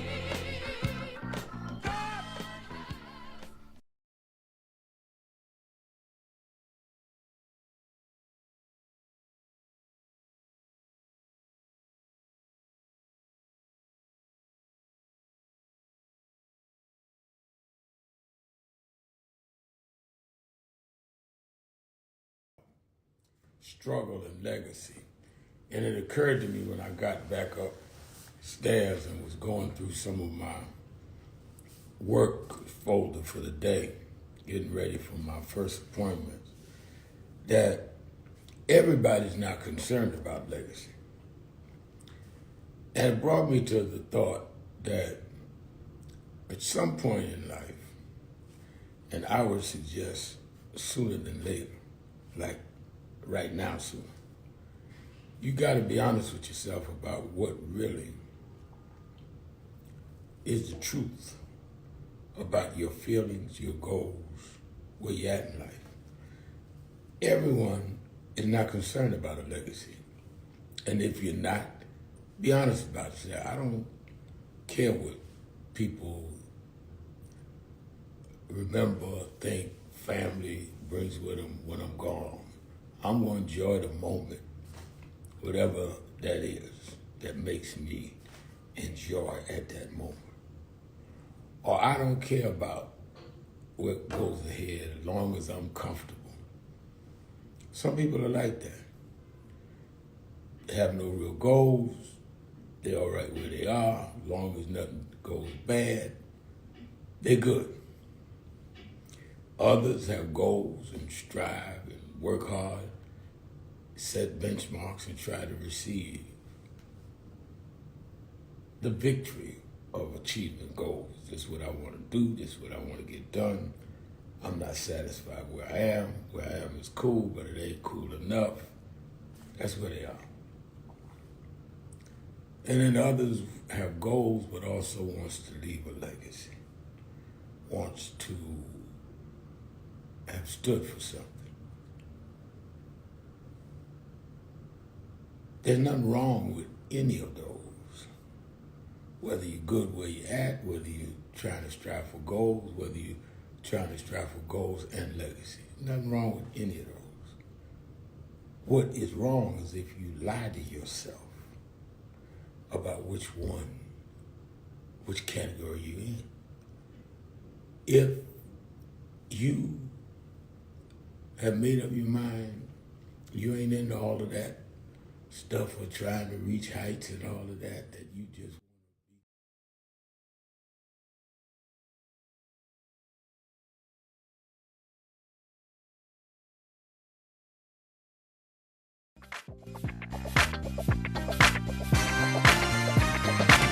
You're live.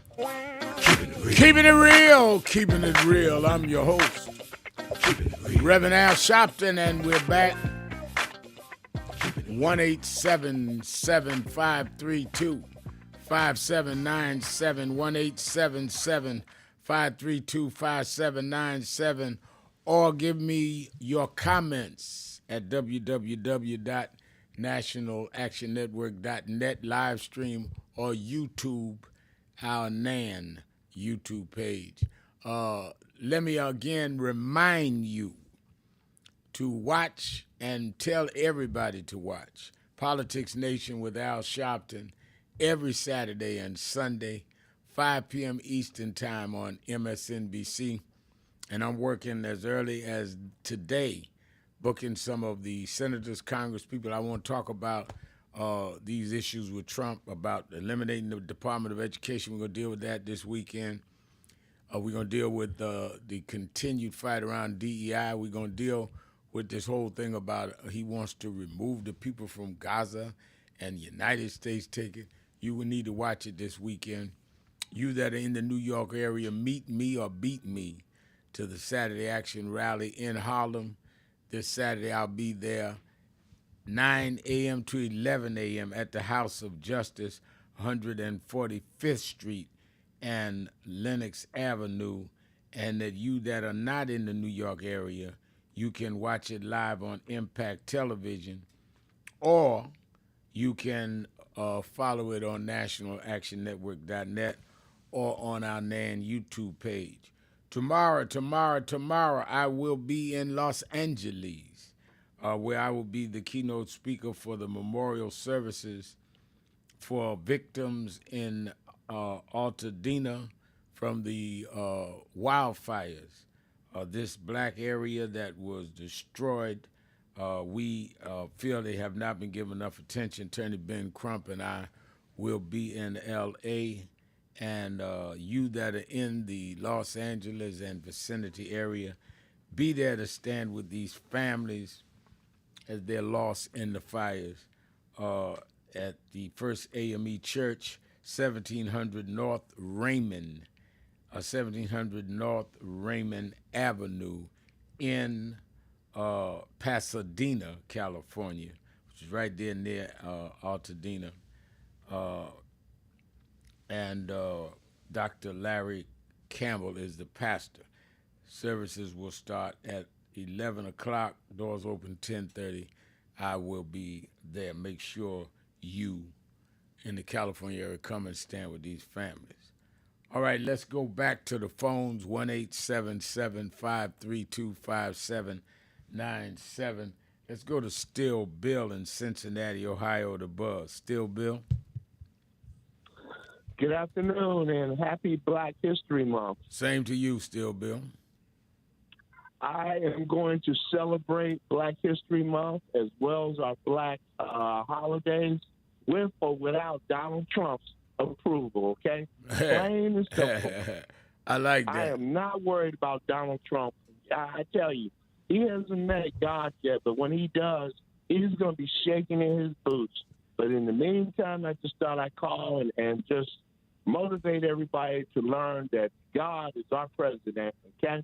Have a good day, Reverend. All right. Thank you for your call. Let's go to Perry in Illinois. Perry.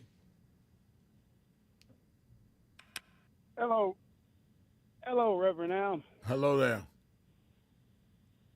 Let me hit you with a quick scenario. And it's going to be quick. Play along with me. You say you're going out. It's Friday night. It's 6 o'clock. Mm-hmm. You leave. Mm-hmm. Go have a nice dinner and whatever, watch a movie or whatever. Okay, you come back. Your house is broken into. What do? You go out. Hello? You come back. Yeah, you say you go. Yeah, and your house is broken into. You call the police, I guess. Okay.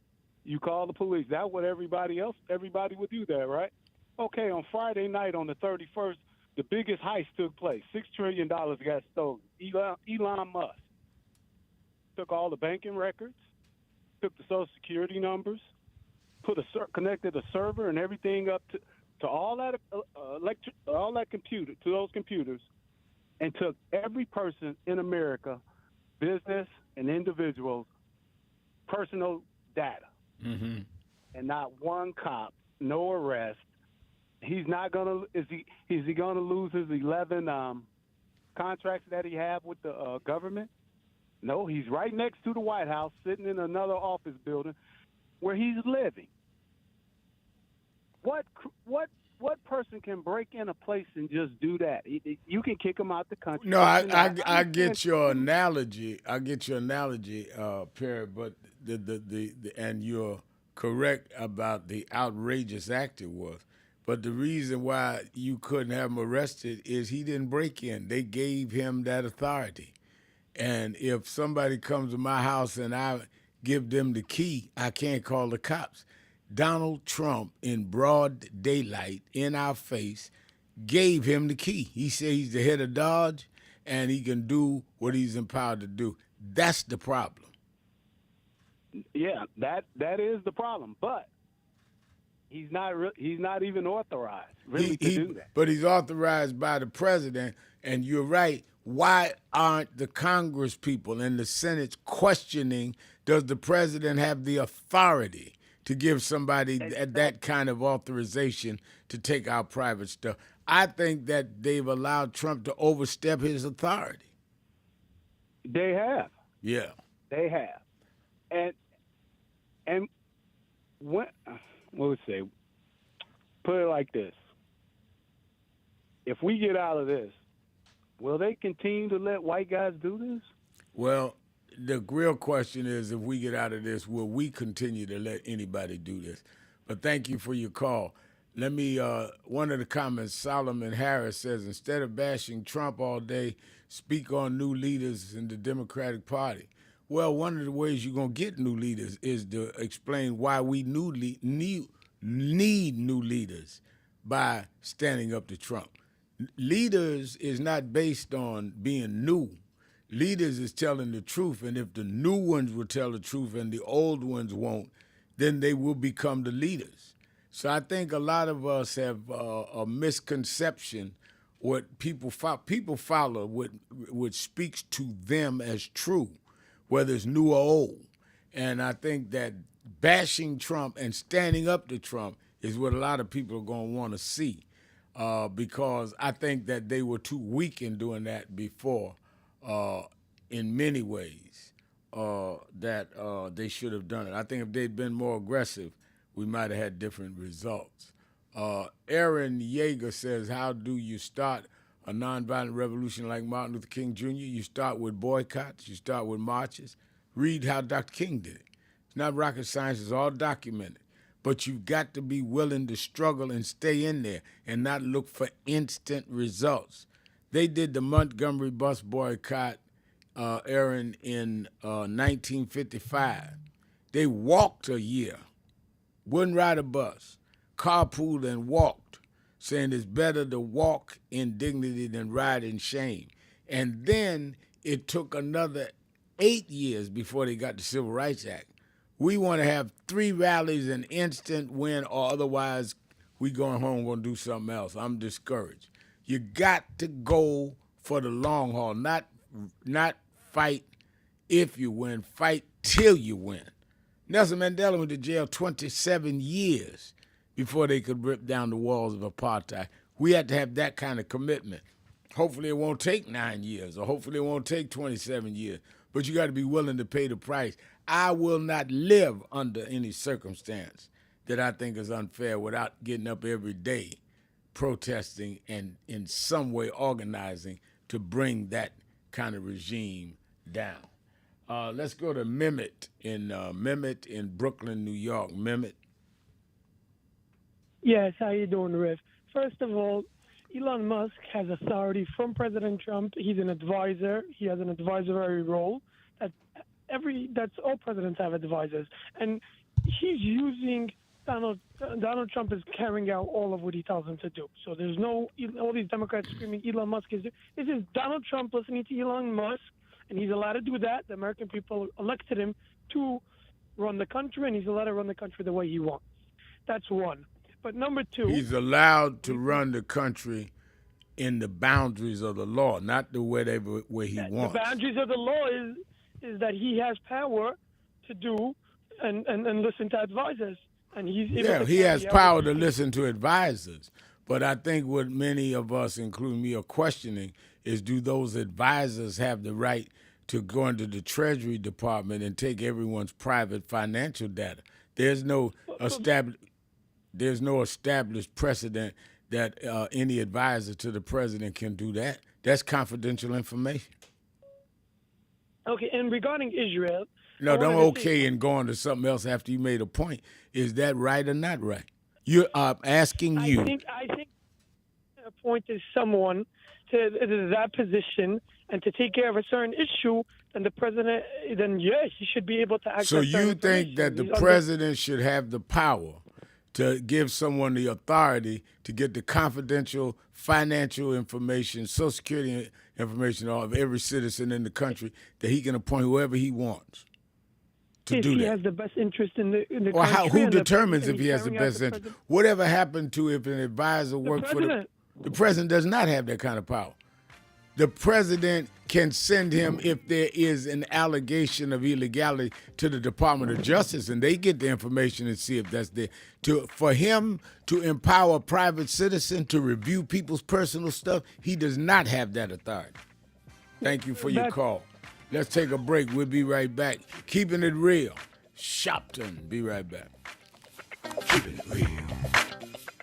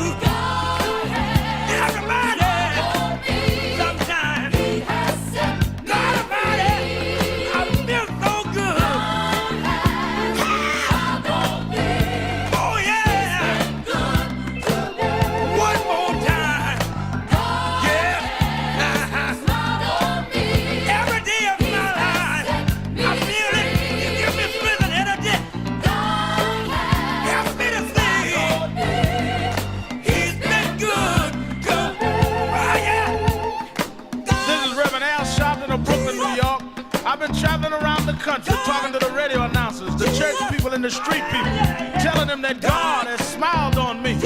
God has smiled on you if you got breath in your body. If He woke you up this morning and started you on your way. And I want to tell you some stories of people that God smiled on. We know the story of Dr. Martin Luther King, how he started way back in Montgomery, Alabama in 1955, trying just to get dignity, trying to get respect. And he went all the way to the mountaintop. But he didn't forget about the brothers in the valley. He didn't forget about those trapped in the alley. And I hear Brother Martin King say, God has smiled on me. He's been good to me. Let me tell you, God has smiled on me. It's been so good to me. Then I see as Dr. King went on, another man stepped into the forefront by the name of John F. Kennedy, who rose up and said, let's not stand back. Let's not wait for a handout. Let's wait for a way out. He said, ask not what your country can do for you, but what you can do for your country. He said, don't us gravel and don't us moan, because God done smile on us. Let me say it. God has smiled on me. He has set me free. Let me say it. Yeah. One more time. I want to say it real slow. I'll say God has smiled on me. He has set me free.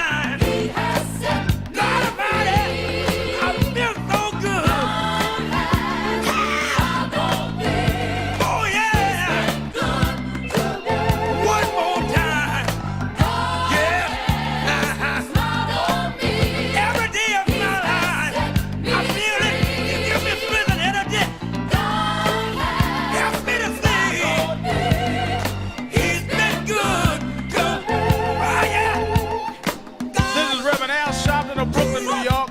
I've been traveling around the country talking to the radio announcers, the church people and the street people, telling them that God has smiled on me. God has smiled on you if you got breath in your body. If he woke you up this morning and started you on your way. And I want to tell you some stories of people that God smiled on. We know the story of Dr. Martin Luther King, how he started way back in Montgomery, Alabama in 1955, trying just to get dignity, trying to get respect. And he went all the way to the mountaintop. But he didn't forget about the brothers in the valley. He didn't forget about those trapped in the alley. And I hear Brother Martin King saying, God has smiled on me. He's been good to me. Let me tell you, God has smiled on me. It's been so good to me. Then I see as Dr. King went on, another man stepped into the forefront by the name of John F. Kennedy, who rose up and said, let's not stand back. Let's not wait for a handout. Let's wait for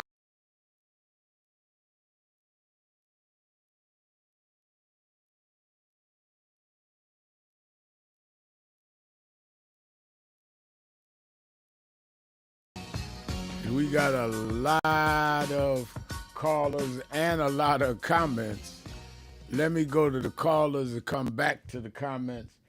Let's go to Alicia in Seattle, Washington on Seattle 1620.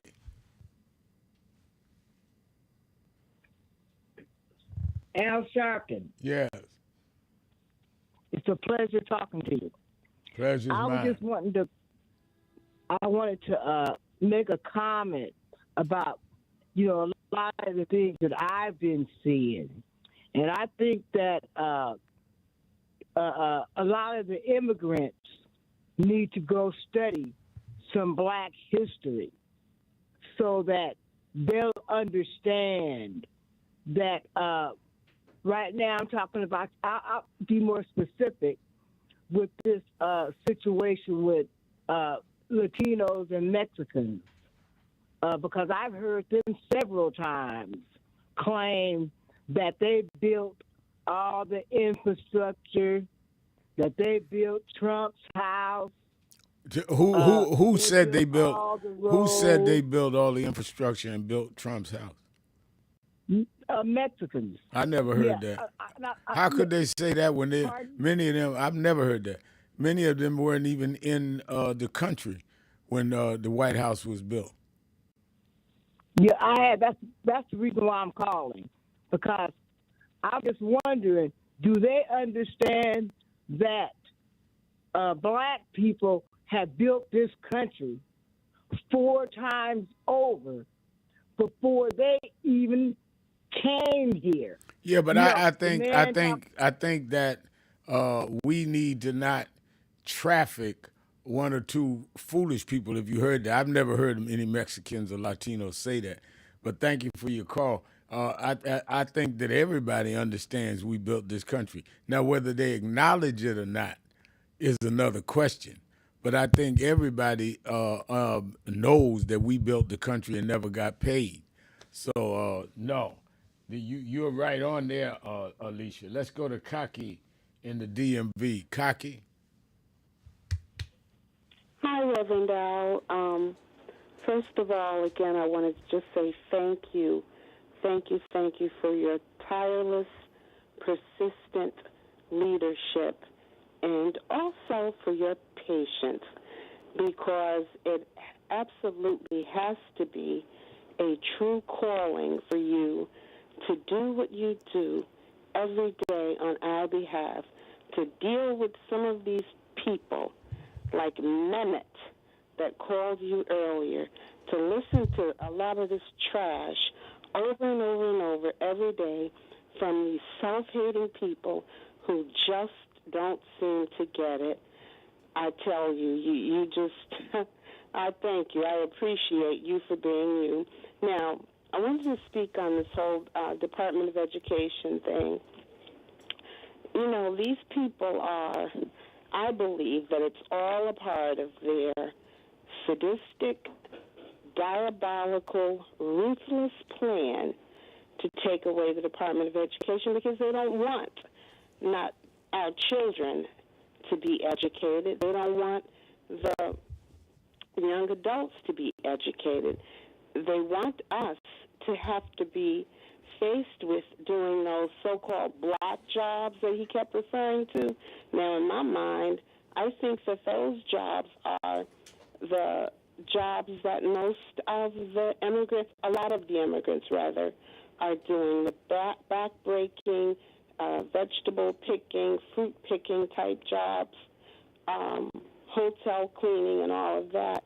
And by him removing all of those people from the country, taking African Americans out of their long-held government jobs, leaving them with nothing to do, then in my mind, that's his way of sticking us with those so-called black jobs. But it's not going to work, because all of us are going to use our heads and start thinking for ourselves, link arms, go online to www.nationalactionnetwork.net and join, get a membership, talk to the young people, encourage them, educate them.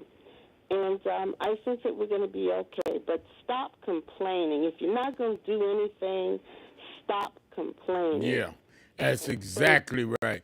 We must do something. You're absolutely right.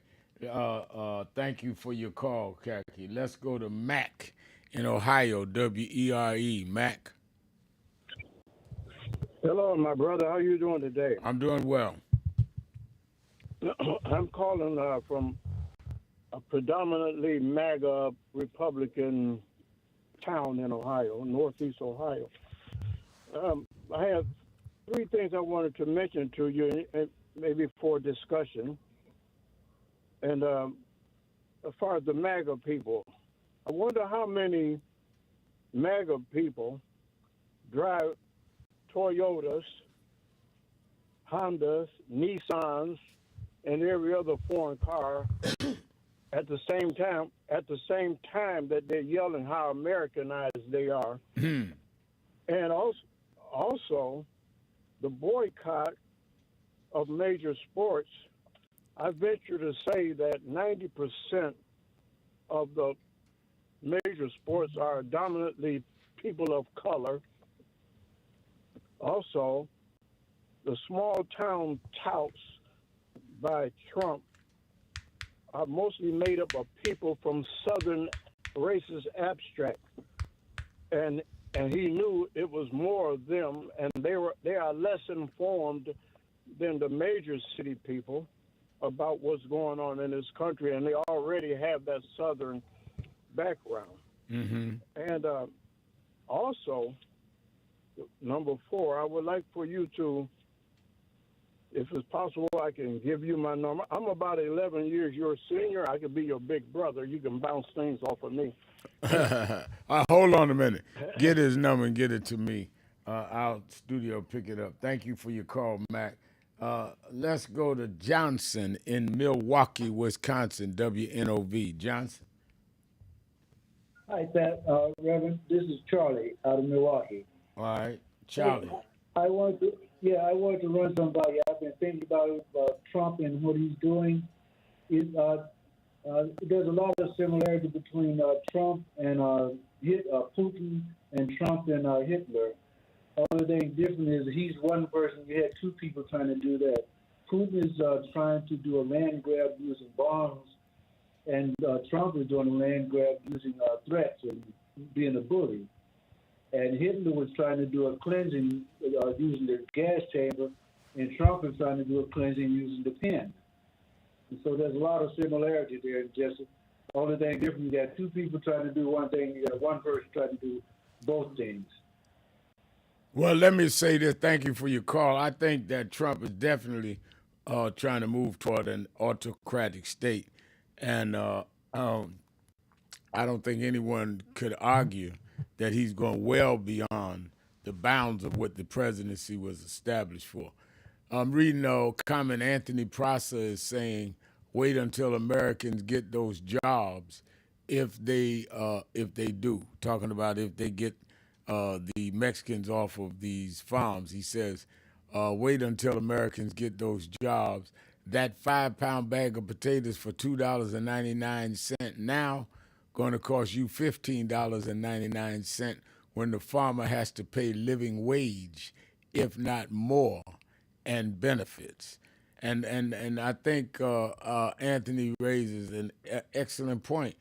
I don't think a lot of the MAGA guys in the rural areas understand that Trump and ICE take them all out of here, and you have to hire people to do the farming and to work your farms. It might be a good thing because you have to pay them at least minimum wage or more, and their benefits.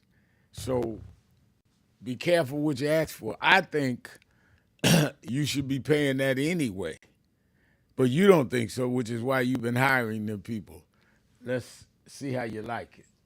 Let's go to the Sage of the South I see on the board. From Atlanta, Georgia, Jihad. Jihad, you're keeping it real with Al Sharpton.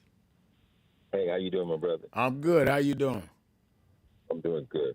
You know, the guy you was talking to a few calls ago, he described to us a dictator in every answer that you asked him.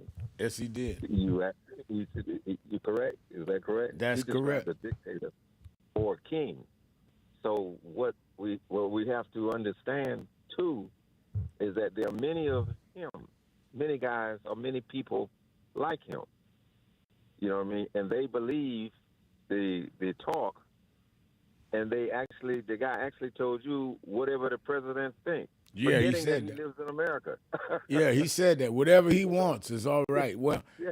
Whatever happened to checks and balances and three forms of government? I mean, he said whatever he wants. Whatever he wants. So why didn't they stay under King George? I mean, what was the whole American Revolution for? What was the whole purpose? You know what I mean? So what they say is, you know, the talking points is what you addressed with him, in that, and some of us just let the talking points go, but we have to check the talking point. Right. Because the talking point produced that mentality that guy was talking about. Sure, the majority of American people voted him in office. And when they say the American people, they're not talking about just that small group. They're taking all of the American people. That's right. That's right. Hold on a minute, Jihad. Hold on. I want you to finish this thought. It's very important. Let's take a break. Be right back. Keeping it real. Sharpton, 1-877-532-5797. Be right back.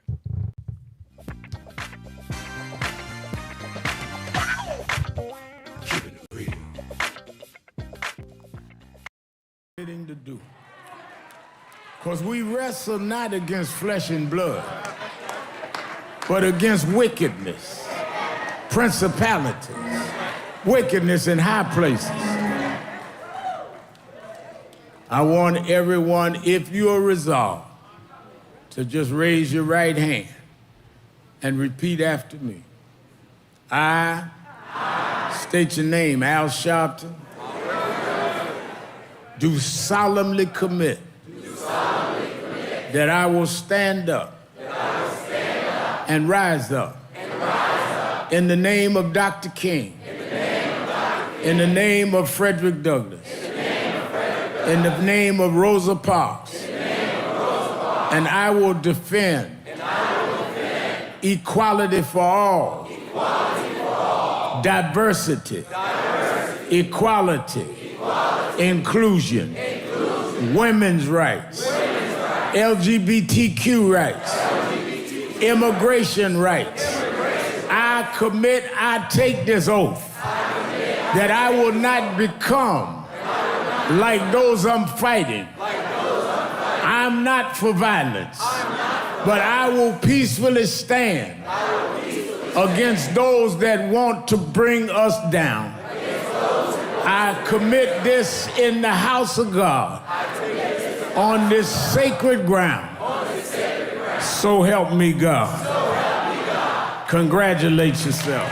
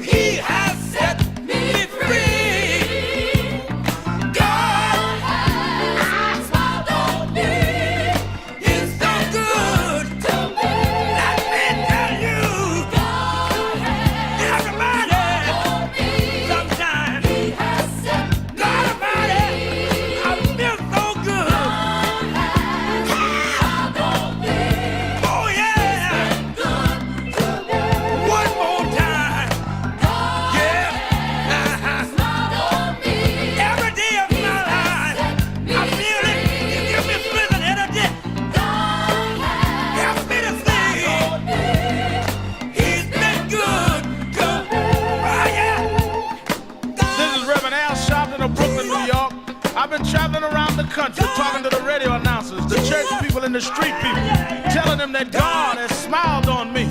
God has smiled on you if you got breath in your body. If he woke you up this morning and started you on your way. And I want to tell you some stories of people that God smiled on. We know the story of Dr. Martin Luther King, how he started way back in Montgomery, Alabama in 1955, trying just to get dignity, trying to get respect. And he went all the way to the mountaintop. But he didn't forget about the brothers in the valley. He didn't forget about those trapped in the alley. And I hear Brother Martin King say, God has smiled on me. He's been good to me.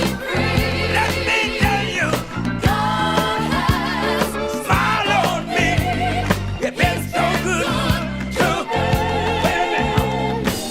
Then I see as Dr. King went on, another man stepping to the forefront by the name of John F. Kennedy, who rose up and said, let's not stand back.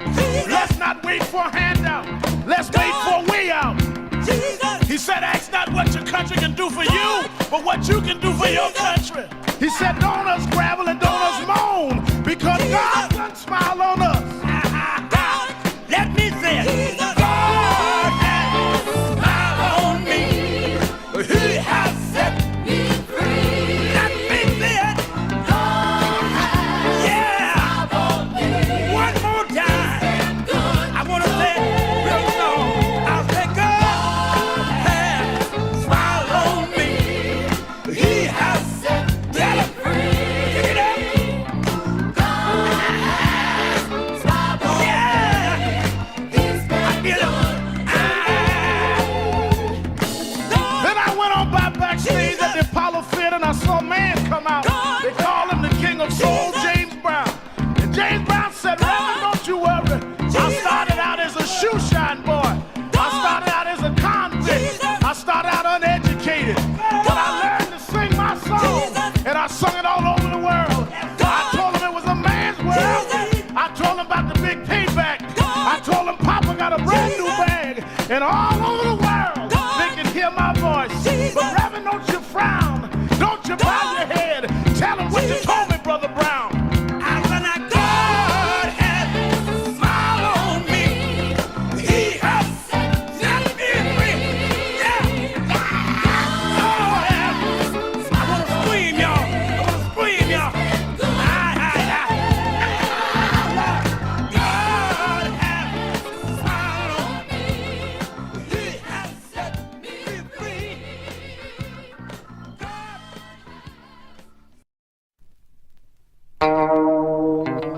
God has smiled on me. He has set me free. God has smiled on me. He's been good to me. Let me tell you, God has smiled on me.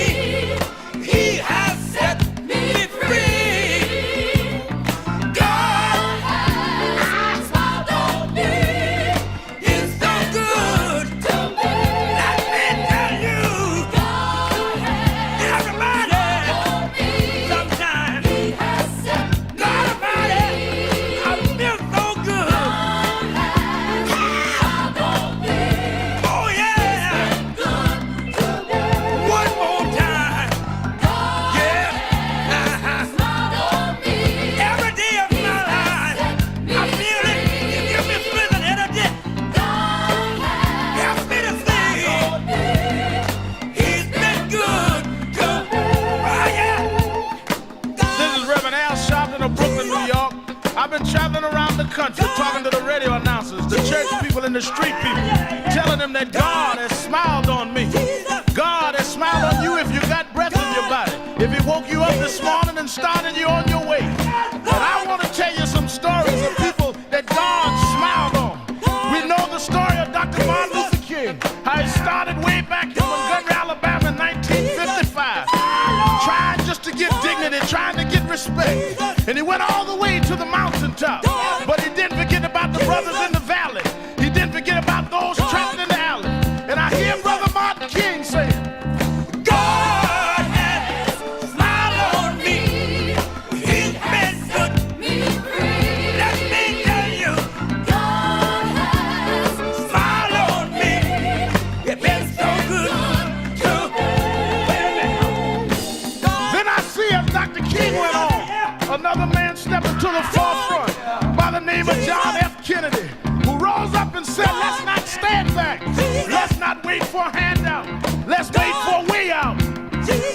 said, ask not what your country can do for you, but what you can do for your country.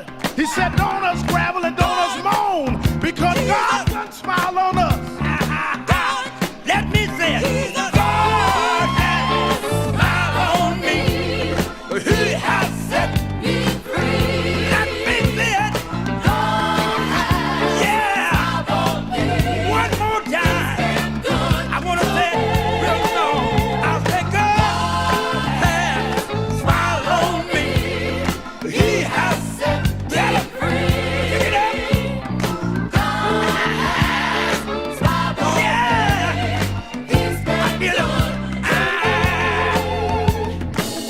Then I went on by backstage at the Apollo Theater and I saw a man come out. They call him the King of Soul, James Brown. And James Brown said, Reverend, don't you worry. I started out as a shoe shine. Real, I'm your host, Reverend Al Sharpton, and we're back. 1-877-532-5797, 1-877-532-5797, or you can go to www.nationalactionnetwork.net. Watch us live stream on NAN on YouTube. Let me go back to Brother Jihad in Atlanta. He was making a point. Yes, sir. Yes, sir, Reverend Al. That's 77 million that did not vote for him, right? They can't go silent now. You know, if they go silent, then they allow the caller that you had and those people to infuse this guy with further dictatorship and king mentality. We should have every day he comes out with something, the Democratic Party or leadership and people in general, the 77 million, has to be speaking in opposition to what he's doing against the Constitution, against the laws of this particular country. If we don't say anything, and if we're quiet, which it appears that we are, there are no major news conferences. I think I saw Schumer one time since Trump took office on TV saying something. You know what I mean? So if all of them have just gone quiet, then they play into the mindset that's taking place in the country right now, and we're in for a long ride, terrible all. You know what I mean? That's the other exactly thing they say, Reverend Al, is he told us what he was going to do, right? He told us what he was going to do, right? But that doesn't mean that when he does it, and if it's against the Constitution, against the law, we should accept it. Right. But they say it to us like, well, he told you what he's going to do. No, the people can say whatever they want to say. But once they say it and get power, then it's our responsibility. Once we didn't do the proper thing, was not elect him, the next thing for us to do is not to get quiet and just say, he told us, okay, what? Well, he told us. No, you have to still put up opposition to what this particular inhuman being is doing in this country and to the world. Yeah. Now, I'll end with this, though. Now, to my knowledge, I thought Gaza was occupied territory. It is. Okay, so if it's occupied territory, how does he get ownership? Obviously, you lead to the right point. Obviously, he's talking about removing them. Here's somebody not talking about peace in the Middle East. He's talking about going in with a removal, which has to be a military strategy by the United States and probably Israel if Netanyahu's still there, and then place them where? What land are you going to remove them and put them to? And what other state in the Middle East has agreed that they will take these over almost 3 million people? It shouldn't even get to a point where they would even take. We shouldn't allow that they would even take them. Yes. You know what I'm saying is that our silence, you know what I mean, is deafening. Is deafening, and it gives them strength. We have to speak out against this every day, all day long. The Democrats are in our country right now. The best opportunity to kind of like put this guy in check is that the next 2 years we'll have another congressional and some Senate elections.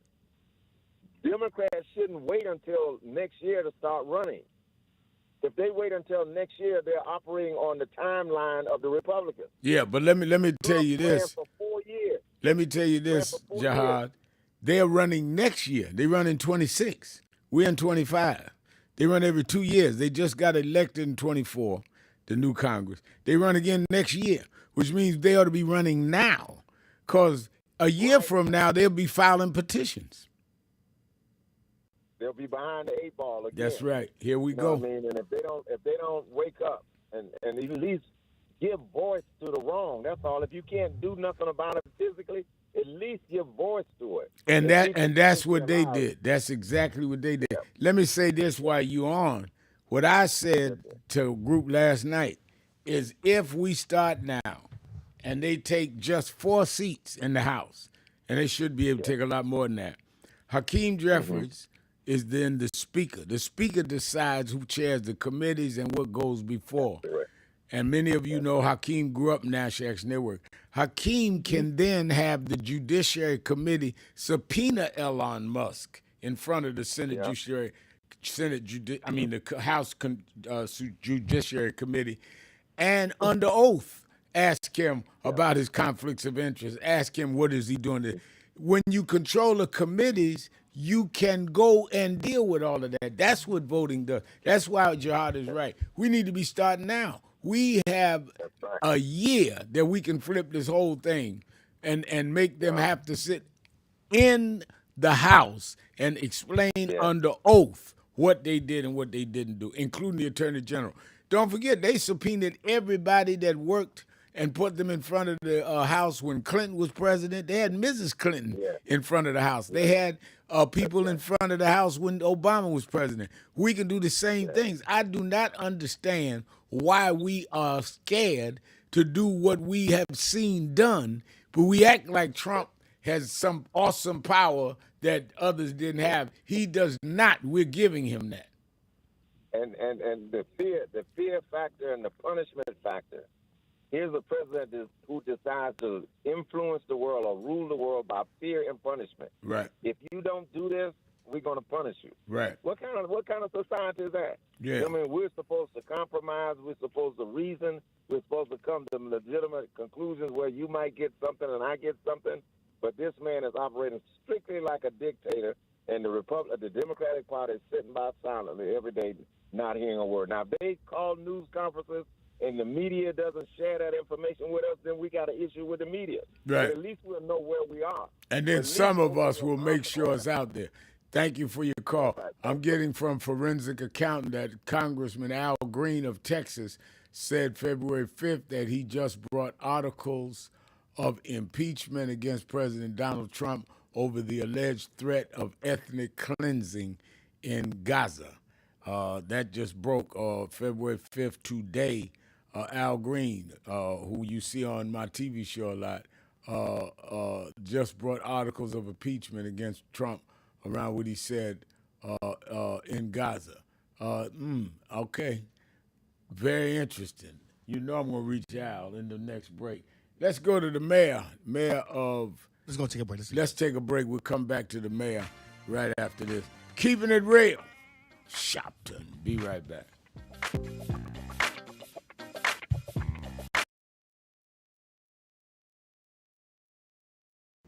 Struggle and legacy. And it occurred to me when I got back upstairs and was going through some of my work folder for the day, getting ready for my first appointments, that everybody's not concerned about legacy. And it brought me to the thought that at some point in life, and I would suggest sooner than later, like right now soon, you got to be honest with yourself about what really is the truth about your feelings, your goals, where you're at in life. Everyone is not concerned about a legacy. And if you're not, be honest about it. Say, I don't care what people remember, think, family brings with them when I'm gone. I'm going to enjoy the moment, whatever that is, that makes me enjoy at that moment. Or I don't care about what goes ahead as long as I'm comfortable. Some people are like that. have no real goals. They're all right where they are, as long as nothing goes bad. They're good. Others have goals and strive and work hard, set benchmarks and try to receive the victory of achieving goals. This is what I want to do. This is what I want to get done. I'm not satisfied where I am. Where I am is cool, but it ain't cool enough. That's where they are. And then others have goals, but also wants to leave a legacy, wants to have stood for something. There's nothing wrong with any of those. Whether you're good where you're at, whether you're trying to strive for goals, whether you're trying to strive for goals and legacy. Nothing wrong with any of those. What is wrong is if you lie to yourself about which category you're in. If you have made up your mind, you ain't into all of that stuff of trying to reach heights and all of that, that you just want to be good where you're at, just have a comfortable life and everything's good and the rest of the world, let the rest of the world handle. I'm good. Be honest. I know some people that were more upset the few hours that they lost TikTok than them losing their civil rights. That's who they are. Then some of us had goals. I want to do this by age 40. I want to do this by age 60. On and on. Then others say, I want to do this by 40, this by age 60, but I want to leave this for whenever I pass on. Be honest. One of the things that I have really been clear with myself about is that whatever stage I was at in life, I was honest with myself. I did this for this. That may change with time. But be straight up about yourself. Don't have any self-deception. And be clear. And one of the things that I was clear about is if I had to dim myself for whatever I was after, whatever stage I was at, if I had to dim myself to fit in with others, that was a price too high to pay. I'm not going to pay that price. Whatever I've decided at whatever stage in my life that this is the stage I'm at and this is what I'm going to do, I'm not going to dim that just to fit in with a certain crowd or certain people. I'm not going to do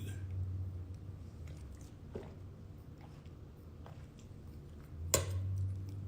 I'd rather walk away from people or even individuals than walk away from myself. You can always get replacements for people. You can never replace yourself. So be clear and honest with yourself, about yourself, at every stage of your life. What's the writer said? To thine own self be true. That's real. Do that. Be that. Because at the end of the day, I don't care what delusions you may have, you are never going to be anyone other than you. So that's who you need to work on. That's who you need to shape and mold. And that's who you need to be honest with about what do we really want to do and where are we with that. And do that. Everybody says, do you, but be sure you know what that means. What is doing you mean?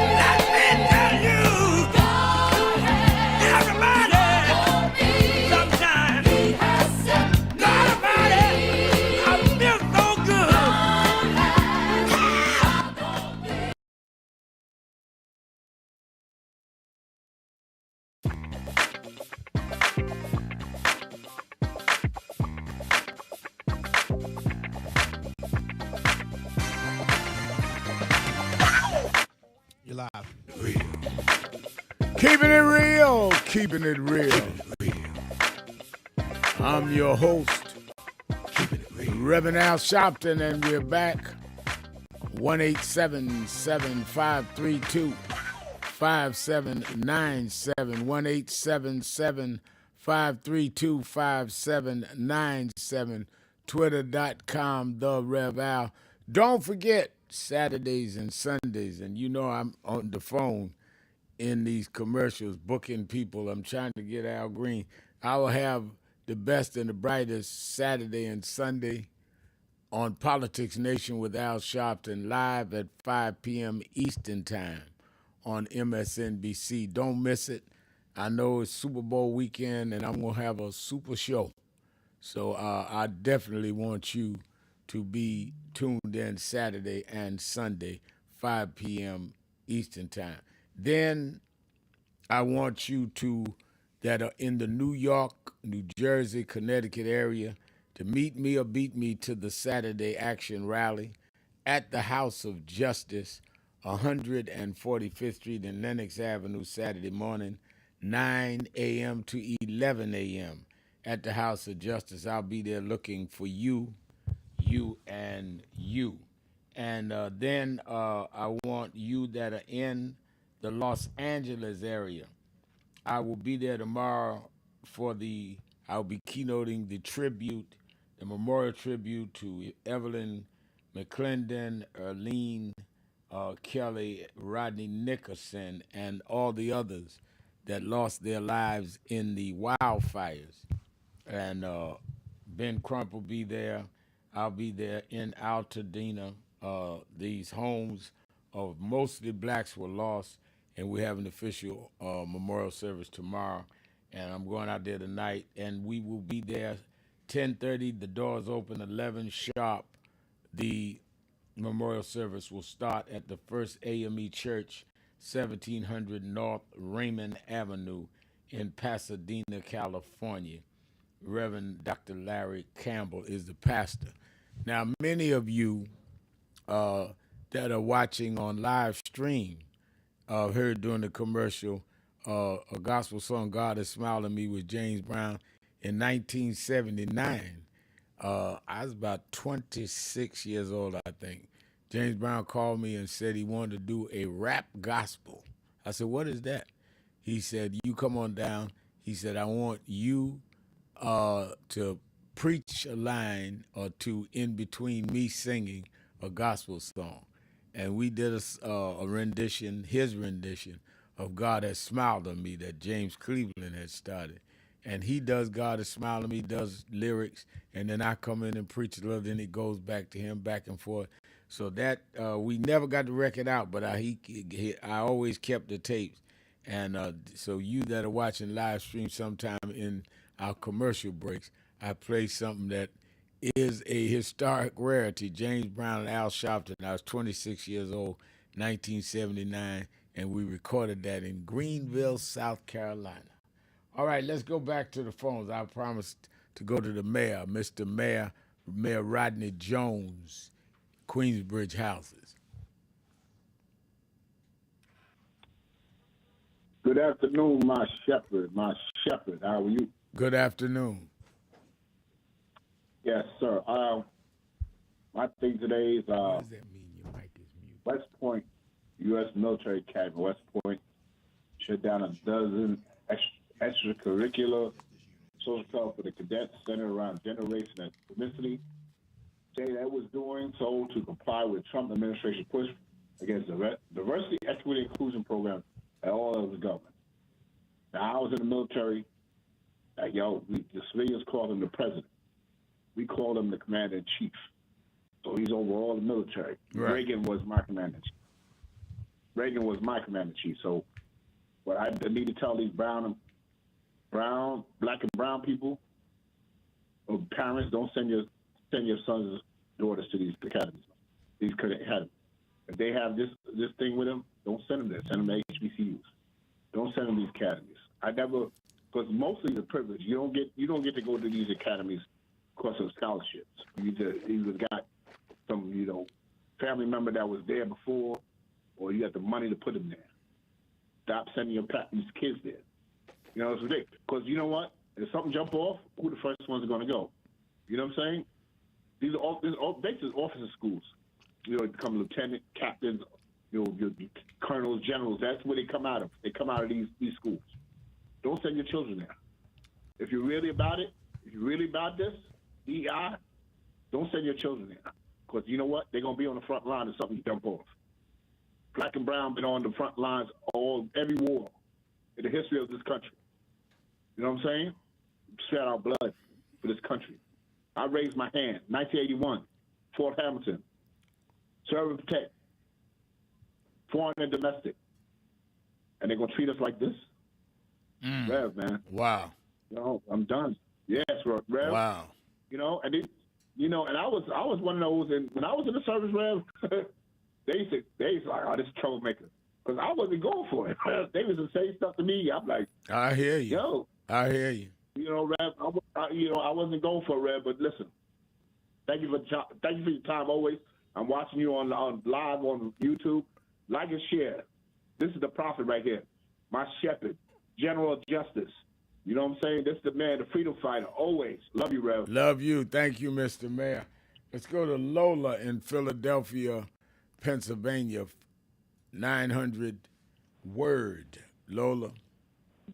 Yes. Hi, Reverend Al. Hi. Hi.